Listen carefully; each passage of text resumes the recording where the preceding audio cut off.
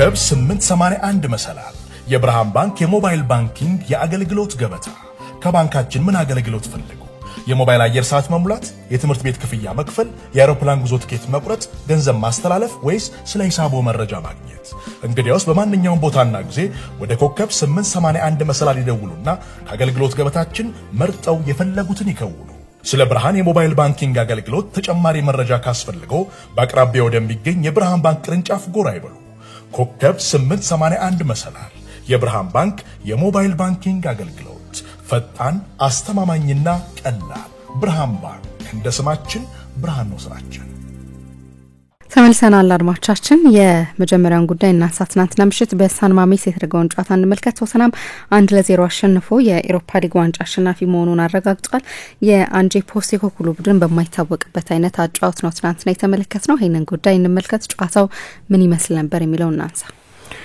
አልክ ነው ቶተንሃም ከ1984 በኋላ የአውሮፓ ውድድርን ለመጀመሪያ ጊዜ አሸንፏል ከ41 አመት በኋላ ማለት ነው የትኛውንም አይነት ዋንጫ ደግሞ ከ2008 የሊግ ካፕ ድላቸው በኋላ ለመጀመሪያ ጊዜ 17 አመት ከጠበቁ በኋላ አሸንፈዋል ትላንት ማንቸስተር ዩናይትድን በሳን ማሜስ በቢልባኦ ከተማ በተደረገው 50,000 እንግሊዛውያን በታደሙበት ከፍ ያለ ውጥረት በነበረበት ለሁለቱም ከትላንት ጨዋታ ባሻገር ዘላቂ ውጤት ሊኖረው የሚችል ጨዋታ እንደሆነ ከጨዋታው በፊት ብዙ ይወራ ነበር እና በዚህ ከፍ ያለ ቴንሽን በነበረው ጨዋታ እንግዲህ እኔ አይኔ የሚለኝ ሉክ ሾው ራሱ ላይ ያስቆጥሯል ነው ግን ዩኤፋ ደግሞ መጨረሻ ላይ በጥቂትም ቢሆን ተጫዋቹም እንዳለው ጨርፌዋለሁ መሰለኝ ሲል ነበር ብሬናን ጆንሰን ስለዚህ በማንኛውም መንገድ ብቻ በዚህ ለእግር ኳስ ተመልካች በተለይ ለገለልተኛ ተመልካች በጣም አሳዛኝ በሆነ ጨዋታ ከተዝናኖት አንፃር የጊዜ ኪሳራ በሆነ ጨዋታ ላይ መጨረሻ ላይ ቶተንሃም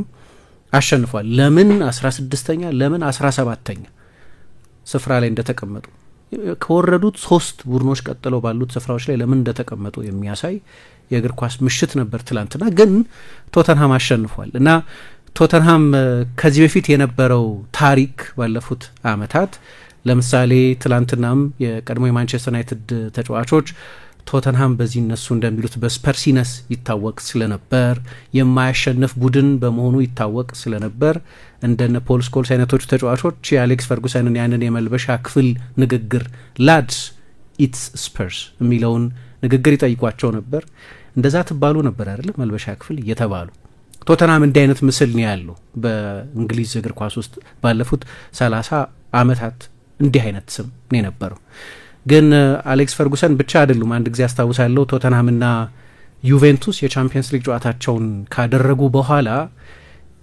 ቶተንሃም በጨዋታው ላይ ጥሩ ተጫውቶ ነበር ነገር ግን መጨረሻ ላይ ዩቬንቱስ አሸነፈ እና ጆርጂዮ ኬሊኒ ይሄ እኮ ቶተንሃም ነው በቃ የቶተንሃም ታሪክ ይሄ ነው ምናምን አለ ያለ ማሸነፍ ታሪክ ነው የቶተንሃም ታሪክ ሲል ማለት ነው ግን የውጪ ሰዎች ብቻ አይደሉም አሌክስ ፈርጉሰንና ጆርጂዮ ኬሊኒን የመሳሰሉ ግዙፍ የእግር ኳስ ስሞች ብቻ አይደሉም ቶተንሃምን ያሰለጠኑም ሰዎች ቢሆን የቶተንሃምን ታሪክ ያለ ማሸነፍ ታሪክ አድርገው ነበር የሚወስዱት ለምሳሌ የቀድሞ የቶተንሃም አሰልጣኝ አንቶኒዮ ኮንቴ ትግስቱ ባለቀ ጊዜ ሆነ ጊዜ እንደዚህ ብሎ ነበር This is the first time in my career to see a situation like this and until now I wasn't able to change not to change but compare last season the situation went to become worse they used it here don't play for something important they don't want to play under pressure they don't want to play under stress yeah it's easy in this way and Tottenham story is this 20 years that there is the owner and never won something ይሄ ኮንቴ የሆነ ጊዜ ያው ልጁን ቪክቶሪያ ብሎ የጠራ ድል ብሎ የሰየመ የዩቬንቱስ የማሸነፊያ ማሽን ውስጥ ያለፈ ሰው ስለሆነ በቶተንሃም የነበረው ነገር ሊቀበል አልቻለምና ይሄው የክለቡ ባለቤት ለ20 አመት አንድም ዋንጫ ሳታሸንፉ እኔ መጣው ሞሪኞ መጣ ፖቼቲኖ ነበር ግን አያሸንፍም ቶተንሃም የቶተንሃም አሰልጣኝ ሆኖ ነው ይሄንን የተናገረው ግን ይሄ ውድድር ዘመን ሲጀመር አሁን መጨረሻ ላይ ሲታይ ከፍ ያለ በራስ መተማመን እንበለው ትንቢት እንበለው ወይ ጥቂት በራሳቸው ከዚህ በፊት በነበራቸው ሪከርድ ላይ በነበራቸው መመካት ይሁን የሰሜን ለንደን ደርቢ ሽንፈታቸውን ተከትሎ ለሁለተኛ ጊዜ ሪተሬት አደረጉት፣ አጥብቀው ተናገሩ አሰልጣኝ አንጅ ፖስቴኮግሉ። ይሄ ሁለተኛ ሲዝናቸው ነው። ስለዚህ የውድድር ዘመኑ እንደተጀመረ አካባቢ እኔ እንዲህ ነው የማደርገው፣ በሁለተኛ አመቴ አሸንፋለሁ የሚል አስተያየት ሰጡ። እሱንም እንስማና ከዛ ወደ ጨዋታው እንሄዳለን። I don't usually win things, I always win things in my second year. Nothing's changed. And you're confident you can do that with this side? You're seeing enough? Well, I just sort of said it now, so I don't say things unless I believe them. የሆነ ሰሞን I usually win things in my second year አሉ። በተለምዶ አሸንፋለሁ በሁለተኛ አመቴ አሉና ከዚህ ጨዋታ በኋላ በአርሰናል 1-0 ከተሸነፉ በኋላ በሰሜን ለንደን ደርቢ ጋዜጠኛዋ ጠየቀቻቸው። መጥፎ ፐርፎርማንስ ነበር 1-0 ብቻ ቢሆንም ቶተናም የተሸነፈው። እሳቸው ይቅርታ እንዲያውም ራሴ ላርም፣ በተለምዶ usually ሳይሆን ሁሌም አሸንፋለሁ በሁለተኛ አመቴ አሉ። ሁሌም አደርገዋለሁ ያንን። አሁን ይሄንን ስናገር ይሄ በበዛ የራስ መተማመን ምናምን ሳይሆን ፋክት ነው የምናገረው። አደርገዋለሁ በሁለተኛ አመት የሆነ ነገር ነው የምናገረው አሉ እና ትላንትና ይሄንን አደረጉ ማለት ነው። ከዚህ በፊት በአሰልጣኝነት ታሪካቸው በእርግጥ በላቀ ደረጃ የሚጠቀስ የሊግ እርከን ውስጥ አሰለጠኑ ከተባለ በስኮትላንድ ሴልቲክን ባሰለጠኑበት ጊዜ ነው። ግን ሴልቲክ 50 ምናምን ጊዜ ሊግ ሻምፒዮን ስለሆነ ምን ያህል ክሬዲት እንደሚሰጠው አላቅም። ያው አንዳንድ ጊዜ የማሰልጠን ስኬት ሁሌ በአውሮፓ ብቻ ነው የሚታየው። ብዙ ጊዜ ሰውየው የአውስትራሊያ ሰው ናቸው። ስለዚህ በእስያ አሰልጥነዋል፣ በአውስትራሊያ አሰልጥነዋል። ያንን እንደ ታሪክ አይወስዱላቸው መሰለኝ። ትላንትና አንድ ነገር ተናገሩ የፍጻሜው ጨዋታ ሲያልቅ። ስመጣ ሌላው ቀርቶ ዳንኤል ሌቪ ምን እንዳለ ታውቃላችሁ? አሸናፊዎችን ሞከርን፣ እዚህ እነ ሞሪኞን አመጣን፣ እነ ኮንቴን አመጣን፣ አሁን ሌላ ምርጫ ያስፈልገናል ብሎ ነበር እኮ። እኔ እኮ አሸናፊ ነኝ፣ በየሄድኩበት ቦታ ሁሉ አሸንፋለሁ፣ ግን የቀጠረኝ ሰውዬ ሳይቀር አሸናፊ አይደለም አለ። እንደዚህ ነው፣ እምነት አልነበረም እኔን በተመለከተ። ዳንኤል እንኳን ሳይቀር እንደዛ ነበር የተናገረው ብለው ተናገሩ። ግን እውነታቸውን ነው፣ ፋክት ነበር። ከዚህ በፊት በአውስትራሊያ የሳውዝ ሜልቦርን የሚባል ቡድንን ባሰለጠኑ ጊዜ በሁለተኛ አመታቸው፣ ብሪዝበን ሮር የሚባልን ቡድን ባሰለጠኑ በሁለተኛ አመታቸው፣ በጃፓን ዮኮሃማ ማሪኖርስ የሚባልን ቡድን ሲያሰለጥኑ በሁለተኛ አመታቸው፣ ደግሞ የአውስትራሊያ ብሔራዊ ቡድን አሰልጣኝ ሆነው የእስያ ዋንጫን በሁለተኛ አመታቸው፣ የሴልቲክ አሰልጣኝ ሆነው በስኮትላንድ ቻምፒዮንሺፕ እንደዚሁ በሁለተኛ አመታቸው አሰልጥነዋል። በትንሹ 2 አመት ያሰለጠኑባቸው ቡድኖች ላይ በሙሉ በሁለተኛ አመታቸው ባለድል ነበሩ። በመጨረሻ ትላንትና ቶተንሃምን ይዘው ለ17 አመት ዋንጫ ያላሸነፈና ቅድም ያልነው ራሳቸው ሞሪኞ ራሳቸው አንጅ ፖስቴኮግሉ ባለፈው የውድድር ዘመን የቶተንሃም ደጋፊዎች ሲቲ ዋንጫ እንዲያሸንፍ ስለፈለጉ አርሰናል ዋንጫ እንዳይወስድ በከባቢያዊ ባላንጣነታቸው ምክንያት በተመኙ ጊዜና የሲቲን ጎል ሜዳ ውስጥ ሴሌብሬት ባደረጉ ጊዜ እስካሁን ለ8 ለ9 ወር ያልገባኝ ነገር ነበር። የዚህ ክለብ ፋውንዴሽን ትክክል አይደለም፣ በፍጹም ትክክል አይደለም፣ የት ነው ያለሁት አይነት ጥያቄ ሁሉ አንስተው ነበር ባለፈው የውድድር ዘመን። ምክንያቱም እሳቸው እንደሚሉት መጀመሪያ መሆን ያለበት ቶተንሃም፣ መጀመሪያ መሆን ያለበት አርሰናል አይደለም። የአርሰናል መሸነፍ የቶተንሃምን ደጋፊ እንቅልፍ ሊነሳ አይገባም የሚል እምነት ነበራቸው። ቶተንሃም እንዲህ አይነት ስዕል ነበሩ። በእንግሊዝ እግር ኳስ ያለው ስዕል እንደዚህ ነው። የአርሰናል ደጋፊዎችም በየአመቱ የሚያከብሩት ሴንት ቶተሪንግሃምስ ዴይ የሚሉታል። ቶተንሃምን መብለጣቸውን ባረጋገጡ እለት ሁሉ የሚያከብሩት እለት ማለት ነው። ልክ በእንግሊዝ እንዳለ ብሔራዊ በዓል አይነት ሁሌም እንዲህ አይነት የሽንፈት ጭጋግ የከበበው ክለብ ነው። ግን በመጨረሻ ማንቸስተር ዩናይትድን አሸነፉና 17ኛ ሆነው እንደው በጣም በሰፊ ውጤት ካሸነፉ ብራይተንን ወደ 14ኛ ስፍራ ምናምን ድረስ ከፍ ሊሉ ይችላሉ። በአውሮፓ በሁሉም ውድድሮች ታሪክ፣ በሁሉም እስካሁን ዩኤፋ ባዘጋጃቸው ውድድሮች ታሪክ በ60 በ70 አመት ታሪክ አነስተኛውን የሊግ ስፍራ ይዞ ያጠናቀቀ ቡድን ዩሮፒያን ካፕን አሸንፎ ማነው የአውሮፓ ውድድርን አሸንፎ ለሚቀጥለው አመት ቻምፒየንስ ሊግ በቃ ማለት ነው። እና አሰልጣኝ አንጅ ፖስቴኮግሉ የውድድር ዘመኑ ሲጀመር የተናገሩትን ነገር በሁለተኛ አመቴ አሸንፋለሁ ያሉትን ነገር መዝለል አትችይም። በቃ ትላንትና ሲያሸንፉ ወዲያው አእምሮች ላይ የሚመጣው ነገር እሱ አመቱን ሙሉ ሲሾፍባቸው ነበር። በቀደምም አንድ ጋዜጠኛ አበሳጫቸው ከፍጻሜው ጨዋታ አስቀድሞ በነበር የመጨረሻ ጋዜጣዊ መግለጫቸው ላይ ካላሸነፍክ እኮ ክላውን ነው የምትሆነው፣ በቃ መሳቂያ ያለ የምትሆነው ብሎ ሲናገራቸው ተበሳጩ በጣም። ባሸንፍም ባላሸንፍም በእግር ኳስ ህይወቴ በሙሉ የማሸነፍ ታሪክ ያለኝ ስለሆንኩ እኔ ክላውን አይደለሁም አምናተ ክላውን ሜት ብሎ ተናግረው ነበር። ለማንኛውም ይሄ የሳቸው የሪዴምሽን ታሪክ ነው። በመጨረሻ ምንም እንኳ በቶተንሃም ታሪክ ከ1977 ዓመት በኋላ በሊግ የከፋ የውድድር ዘመን ቢሆንም ይሄ 21 የሊግ ጨዋታ ቢሸነፉም 1977 ደግሞ ምሳ ቶተንሃም ከሊጉ የወረደበት ዓመት ነበር። ከወረዱበት ዓመት በኋላ የከፋ የሊግ ሲዝን ነው። ግን በሁሉም ውድድሮች ደግሞ 25 ጨዋታ ተሸንፈዋል። ቶተንሃም በ120 ዓመት ምናምን ያለፉት 120 ዓመታትን ወደ ኋላ ብታይ በአንድ ሲዝን 25 ጨዋታ ተሸንፈው ያውቃል። 25 ጨዋታ ቶተንሃም በሁሉም ውድድሮች በአንድ ሲዝን ተሸንፎ አያውቅም። በ120 ዓመት ውስጥ የከፋውን ሲዝን ባሳለፉበት በሊግ ለመጨረሻ ጊዜ ከወረዱበት ከ48 ዓመት በፊት ከነበረው ሲዝን በኋላ የከፋውን ዓመት አሳልፈው አሰልጣኙ እንዴት እስካሁን ድረስ በኃላፊነት እንደቆዩ እስኪደንቅ ድረስ ቶተንሃም የሜዳ ውስጥ የውጤት ቀውስ ውስጥ ገብቶ አንዳንድ ጊዜም በፍልስፍና የግትራቸው ወይ ዶግማዊነታቸው ምክንያት ሲተቹ ኖረው መጨረሻ ግን ማንቸስተር ዩናይትድን አሸነፉ።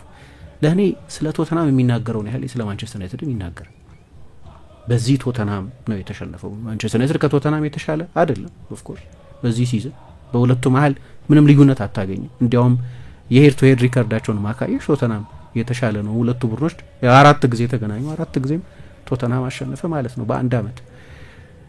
እና ለአሰልጣኙ የሪዴምሽን ታሪክ ነው። በሌላ መንገድ ደግሞ አንዳንድ ጊዜም በዚህ ዶግማ የግትርነታቸው ምንም እንኳ ከፑሽካሽ የተቀዳ እውቀት ነው ያለኝ ከሱ እግር ስር ነው የተማርኩት ቢሉም ግን እንደ ሞደርን ፍሬሽ አሰልጣኝ ኃይለኛ በእድሜ ገፋ ቢሉም እንደ ወጣት እንደ ለምሳሌ በአሞሪም እድሜ እንዳለው አይነት አሰልጣኝ ባይሆኑም ግን ከማንን ፒውሪስት ማለት እንዳለብን አላውቅም በዚህኛው የእግር ኳስ ዘመን። ምናልባት በጣም ፒውሪስት ከተባሉ ግን አንድና የማጥቃት መንገድ ብቻ ነው ያለው፣ ደፋር መንገድ ብቻ ነው ያለው፣ የሃይ ላይን መንገድ ብቻ ነው ያለው፣ የሃይ ፕሬሲንግ መንገድ ብቻ ነው ያለው፣ ከዛ በስተቀር ያለው መንገድ ሊሆን ይችላል ነው ያልሄድበትም ብለው የሚያምኑ አይነት አሰልጣኝ ነበሩ እስካሁን። ትላንትና ከድላቸው በኋላ በኔ አስተያየት ሞሪኒዮ የሚኮሩበት አይነት የፋይናል ፐርፎርማንስ ነው። በጣም አልትራ ፕራግማቲስት የሆነ 115 ፓስ ብቻ አድርገው 3 ሙከራ ብቻ በጨዋታው ላይ ሞክረው ጎሏ ከተቆጠረች በኋላ የአርቢትሩ የፊሽካ ድምጽ እስኪሰማ ድረስ አንድም ሌላ ተጨማሪ ጎል ሙከራ ሳያደርጉ 27% ኳስ ተቆጣጥረው ፍጹም ከተለመደው የአንጅ ፖስቴኮግሉ መንገድ በተለየ ሁኔታ ተጫውተው ዲፌንሲቭ የሆነ ፐርፎርማንስ አድርገው መጨረሻ ላይ ቡድናቸው አሸነፈ። እንዴት እንደምናየው አላቅም። ምክንያቱም እሳቸው ለኔ ሁሉ ጊዜም ሊግና የጥሎ ማለፍ ውድድሮችን በተለየ አይን ነው የማየው። በሊግ ለአይደንቲቲ ታማኝ መሆን ያስፈልጋል። የኖካውት ጨዋታ ግን የኖካውት ጨዋታ ነው። ስለዚህ የኖካውትን ጨዋታ ድሮም ቢሆን በሌላ አይን ነው የማየው አሉ።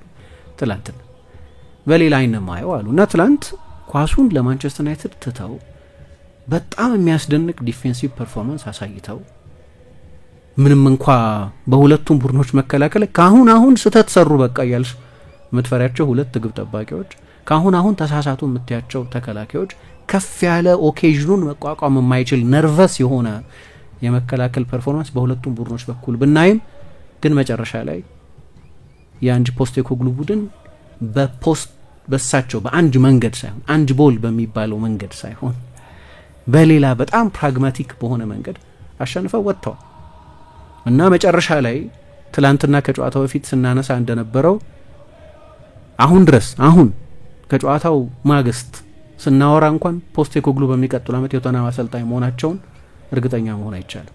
እሳቸውም ሲናገሩ አሁን ማደርገው ወደ ሆቴል እሄዳለሁ፣ ወደ ሆቴል እሄድና ከጓደኞቼና ከቤተሰቦቼ ጋር ይህንን ድል አከብራለሁ፣ ከዛ ከብራይተን ጋር እንጫወታለን፣ የውድድር ዘመኑን በጥንካሬ መጨረስ እንፈልጋለን፣ ሰኞ ደግሞ በጣም ረፍት ያስፈልገኛል፣ ስለዚህ የሚገባኝን ረፍት ላደርግ ጥሩ አየር ወዳለበት አካባቢ እሄዳለሁ፣ አላውቅም ክለቡ ሊያነጋገረኝ እንደሚፈልግ እኔ ለ4 ለ5 ለ6 ዓመት አሰለጥናለሁ ብዬ ነው የመጣሁት እዚህ በወጣት ተጫዋቾች ቡድኑን እየሰራን ያለ ነው ለዚያ ነው። አሁን ድረስ በቶተንሃም አሰልጣኝነታቸው የመቆየታቸውን ጉዳይ በድል ማግስት እንኳን ማወቅ አይቻልም። ከ17 ዓመት በኋላ ለቶተንሃም ዋንጫ ካመጡም በኋላ አሰልጣኙ በኃላፊነት ስለመቆየታቸው እርግጠኛ መሆን አይቻልም። ከ41 ዓመት በኋላ የአውሮፓ ዋንጫን ካሸነፉ በኋላ የአውሮፓ ውድድርን ካሸነፉ በኋላ በኃላፊነት መቆየታቸውን ማወቅ አይቻልም። ነገር ግን በቶተንሃም ታሪክ ያላቸውን ስፍራ ማወቅ ይቻላል። በቶተንሃም ታሪክ ሌጀንድ ናቸው። ቶተንሃም የሆነ ጊዜ በየ10 ዓመቱ ዋንጫ ያሸንፍ ነበር። 1961 1971 1981 ከዚያ ቆየ፣ ረጅም ጊዜ ቆየና 99 ላይ የሊግ ካፕ ሻምፒዮን ሆነ። ከዛ እንደገና እንደዛው 10 ዓመት ገደማ ቆይቶ 2008 ላይ የሊግ ካፕ ሻምፒዮን ሆነ ከ9 ዓመት በኋላ። አሁን ከ17 ዓመት በኋላ ቶተንሃም የዋንጫ ጎተራ አይደለም፣ ሁሌ ዋንጫ የሚያሸንፍ ቡድን አይደለም።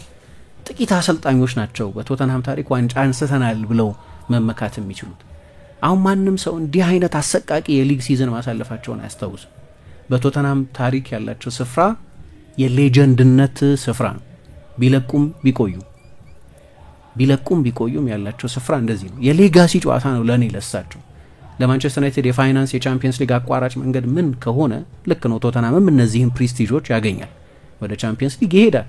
ለቻምፒየንስ ሊግ ውድድር ይገባል ወይ ይመጥናል የሚለው ሌላ ጉዳይ መሆኑ እንደተጠበቀ ሆኖ ግን ለሳቸው የሌጋሲ ጨዋታ ነበር እና ትላንት አሰልጣኙ ይህንን አድርገውታል እና ከነዛ የጫጉላ ሳምንታት በኋላ አብዛኛውን ጊዜ ትችት ጊዜ ነበር እሳቸውን በተመለከተ። በጉዳት እድለኛ አልነበሩ ምን ግን በዚህ በግትር ፍልስፍናቸው ምክንያት ስቴዲየም ውስጥ ሳይቀር ከተጓዥ ደጋፊዎች ጋር የእንካሰላንቲያ ነገር ሁሉ ነበራቸው። ግን ሲያልቅ አሸንፈዋል እና ከረጅም ጊዜ በኋላ የምር ፈገግ ሲሉ አየናቸው።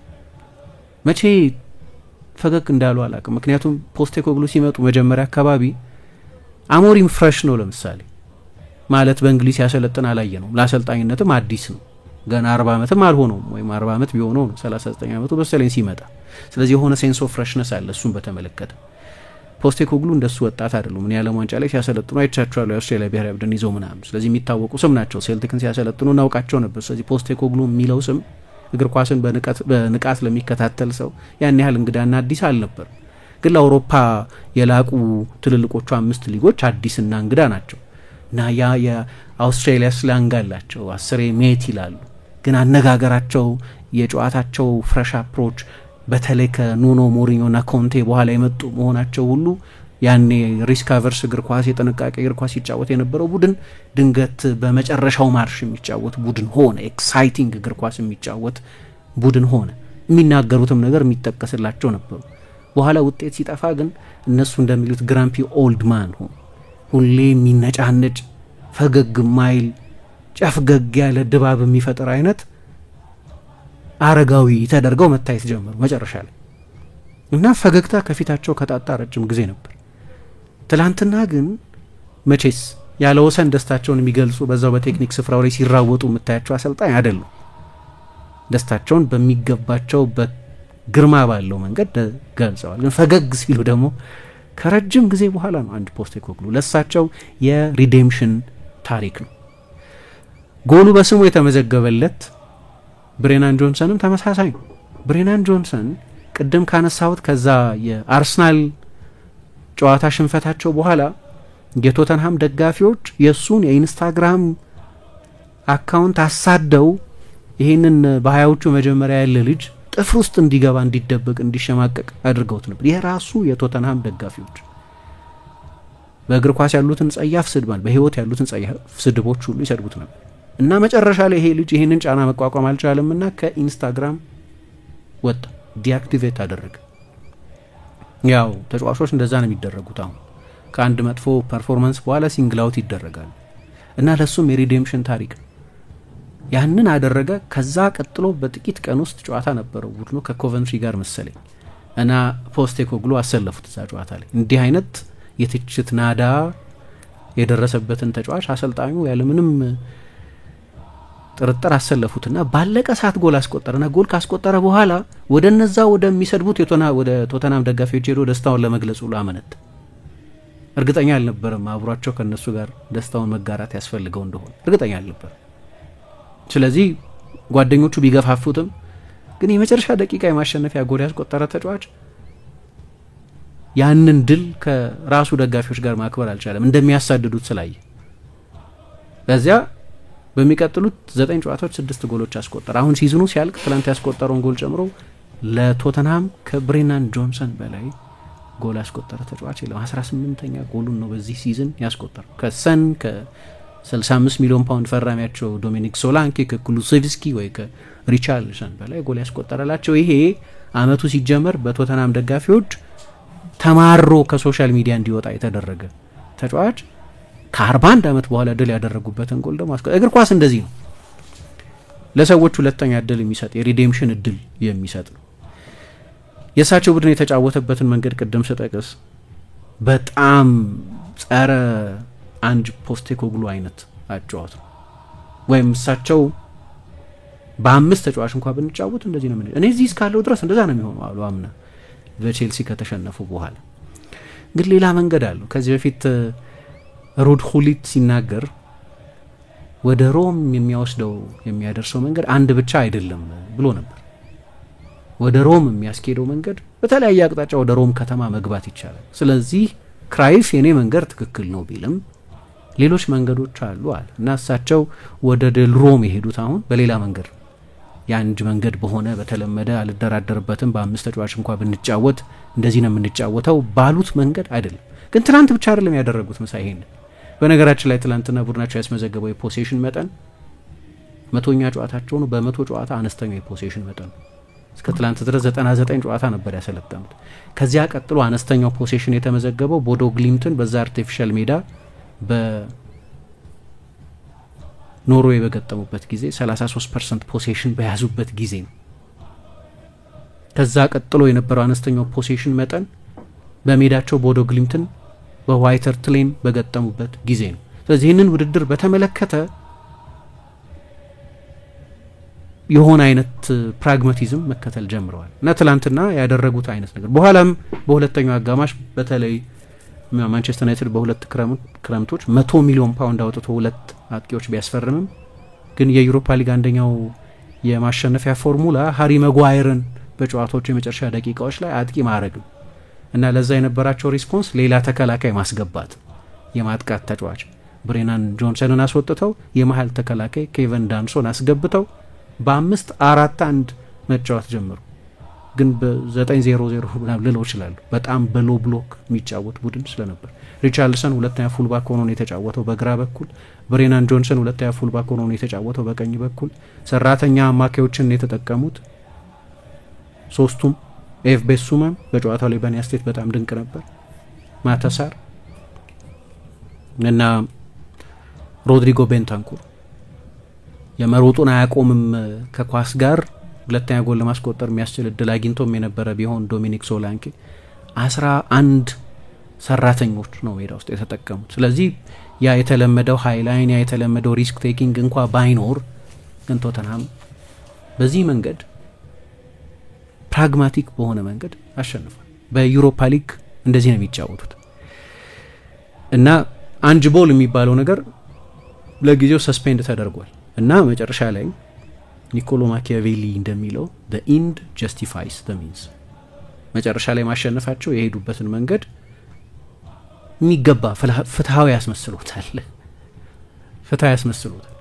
የሆነ ጊዜ በተቃራኒው ነበር የሚተቹት። ለምሳሌ ከዛ ቼልሲ 4-1 ካሸነፋቸው ጨዋታ በኋላ በ9 ተጫዋች እየተጫወቱም ግን የተከላካይ መስመራቸው ወደፊት ተጠግቶ በሃይላይን እንደዛ በክሬዚ ሃይላይን ይጫወቱ በነበሩበት ጊዜ ግሌን ሆድል የቀድሞ የቶተንሃም ሌጀንድ እና የቀድሞ የቶተንሃም ማሰልጣኝ ይሄ ፉትቦል ሱዊሳይድ ነው ነበር ያለው። አሁን ደግሞ ሌላ ኤክስትሪም ሃይ ብሎክ ብሎ ነገር የለም፣ ሎ ብሎክ ነው። ሃይ ፕሬሸር ብሎ ነገር የለም። በቃ ካውንተር አታክ ሪአክቲቭ እግር ኳስ 5 ሙከራ ብቻ የሚያደርግ 3 ሙከራ ብቻ የሚያደርግ በዩኤፋ ታሪክ ኦፕታ የሚባለው የዴታ ካምፓኒ በፍጻሜ ጨዋታዎች ላይ በሁሉም ውድድሮች ላይ መረጃ መሰብሰብ ከጀመረበት ጊዜ ጀምሮ የቶተንሃምን ያህል ትላንት እንዳደረገው አነስተኛ ፓስ ያደረገ የለም። እንደ ትላንትናው አነስተኛ ፖሴሽን ያስመዘገበ የለም። እንደ ትላንትናው አነስተኛ ሙከራ ያደረገ ቡድን የለም። አዳዲስ ታሪኮች ናቸው እነዚህ። አዳዲስ የፕራግማቲዝም ታሪኮችም ናቸው።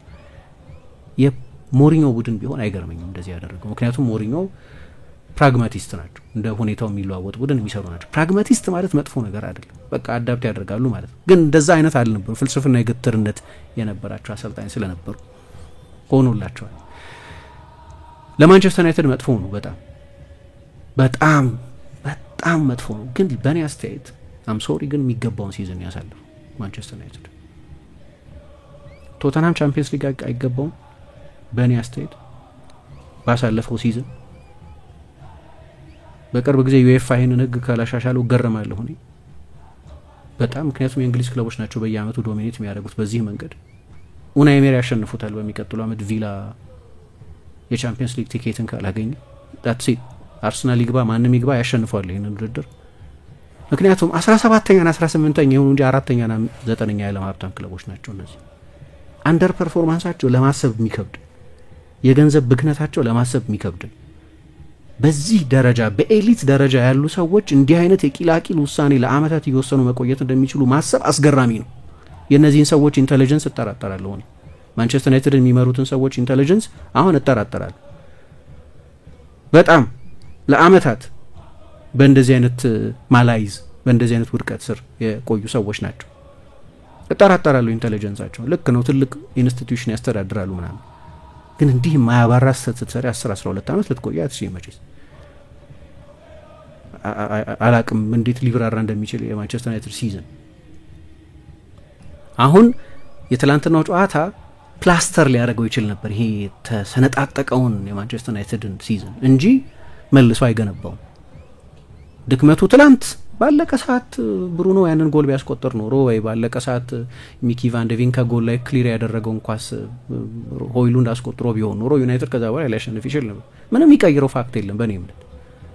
እነዛ ሲንግል ሞመንቶች ነው የምናነሳው። ድክመቱ ግን አመቱን ሙሉ ያየነው ነው። በ50 በ60 ጨዋታ ያየነው ድክመቱ አምናም ያየነው ነው። ድክመቱ ለ10 ምናምን አመት ያየነው አዲስ ነገር አይደለም። ግን አሁን የወደፊቱን ጊዜ የበለጠው ስብስብ የሚያደርግ ቡድኑ እንደገና መገንባት አለበት። ኦኬ ሩበን አሞሪም ይቆያል። ለሩበን አሞሪም የሚሆኑ ተጫዋቾች ማምጣት አለበት። ማቲያስ ኩኛና ሊያም ዴላፕ ብቻ አይበቁም ከሆነ እነሱም ከሆነ የሚመጡት የማቲያስ ኩኛ እርግጥ ይመስላል ዴላፕ ከሌሎቹ ክለቦች ይልቅ ለዩናይትድ የበለጠ ተቃርቧል እንደዚህ ይባላል። በፍጹም በእነዚህ ተጫዋቾች ብቻ ማንቸስተር ዩናይትድ ወደ ቶፕ 4 በቶሎ ለመመለስ ይቸግረዋል። ሌላ መጥፎ ሲዝን ሊያሳልፍ ይችላል። ምክንያቱም የትላንትናው ጨዋታ ላይ የነበረው ተስፋ የወደፊቱን ቡድን ለመገንባት የሚያስችል ነጣፍ ሊሆን ይችላል የሚል ግምት ነው የነበረው። በእኔ እምነት ዩናይትድ ለቻምፒየንስ ሊግ ዝግጁ አይደለም። ይሄኛው ቲም ለቻምፒየንስ ሊግ ዝግጁ አይደለም። አሰልጣኙም ጊዜ ይፈልጋል። እኔ ለክለቡ ያስፈልግ ነበር። አሁን ለደጋፊ ኦኬ በምንም መንገድ ይሁን ቻምፒየንስ ሊግ እንጫወት እንደሚሉ አውቃለሁ። ክለቡም በምንም መንገድ ይሁን ያንን የቻምፒየንስ ሊግ ገንዘብ ማግኘት ይፈልጋል። ምናልባት አሰልጣኙ ግን ባለፈው ታስታውሽ እንደሆነ ከዌስትሃም ጋር ከተሸነፉ በኋላ እርግጠኛ አይደለሁም በቻምፒየንስ ሊግ መጫወት ለኛ ጥሩ መሆኑ ይል ነበር ራሱ። ዩናይትድ ለቻምፒየንስ ሊግ ዝግጁ አይደለም። ምክንያቱም 17ኛ 16ኛ አሁን 16ኛ ነው ያለው መሰለኝ 18 ጨዋታ በአንድ አመት የተሸነፈ ቡድን ስለሆነ ይሄ ቡድን ከባርሴሎና ጋር ለመጫወት ይሄ ቡድን ከሪያል ማድሪድ ጋር ከባየር ሚኒክ ጋር ከፓሪስ ሳን ጀርመን ጋር ከኢንተር ጋር ለመጫወት ዝግጁ አይደለም። እንዲያውም የከፋ ካለፈው 2022 23 24 የውድድር ዘመን ከነበረው የቻምፒየንስ ሊግ ሲዝን በላይ የከፋ የቻምፒየንስ ሊግ ሲዝን ሊያሳልፍ ይችላል። ልክ ነው። ገንዘቡ አንድ ነገር ነው። ገንዘቡን ብቻ ልታይ አትችል። በእንግሊዝ ክለቦች ታሪክ አዲስ ሪከርድ ነበር ያስመዘገቡ። በአንድ የቻምፒየንስ ሊግ የግሩፕ ስቴጅ ካምፔይን 15 ጎል የተቆጠረበት የመጀመሪያው ቡድን ነው በታሪክ የኤሪክ ቴን ሃግ ቡድን። ያ ሪከርዱ እሱ እና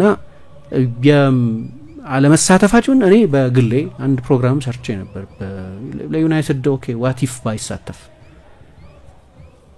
ለአሰልጣኙ ጊዜ ያስተርፍለት ይሆናል። እንግዲህ እየሰራ አይደለም። እኔ 7 ወር ሆኖታል ወይም 6 ወር ገደማ ሆኖታል ከጥሩ ፕሬስ ኮንፈረንሶቹ በስተቀር ከዛ ኦነስቲ በስተቀር አላየሁም። አንድም መሻሻል አላየሁም በአሰልጣኝ ሩበን አሞሪም አንድም መሻሻል አላየሁም። አንድም መጠቅሰው የተሻሻለ ተጫዋች የለም ከአማድ በስተቀር። እሱ ከመምጣቱ በፊት ከነበረው ፕሮግረስ አድርጓል ብዬ መጠቅሰው አንድም የተሻሻለ ተጫዋች የለም። አንዳንድ ሪግሬስ ያደረጉ ተጫዋቾች አሉ። እንዲያው የተሻሻለ አንድም ተጫዋች አላየሁም። ከፕሬስ ኮንፈረንሶቹ በስተቀር አሁን ትላንት ስለተሸነፈ ብቻ ሳይሆን ባለ የዛሬ ሳምንት ማለት ፕሮግራም ያነሳን እምጠቅሰው ምክንያቶች አሉት። ኦኬ እሱ ቲም አይደለም በውድድር ዘመኑ መሀል ነው የመጣው።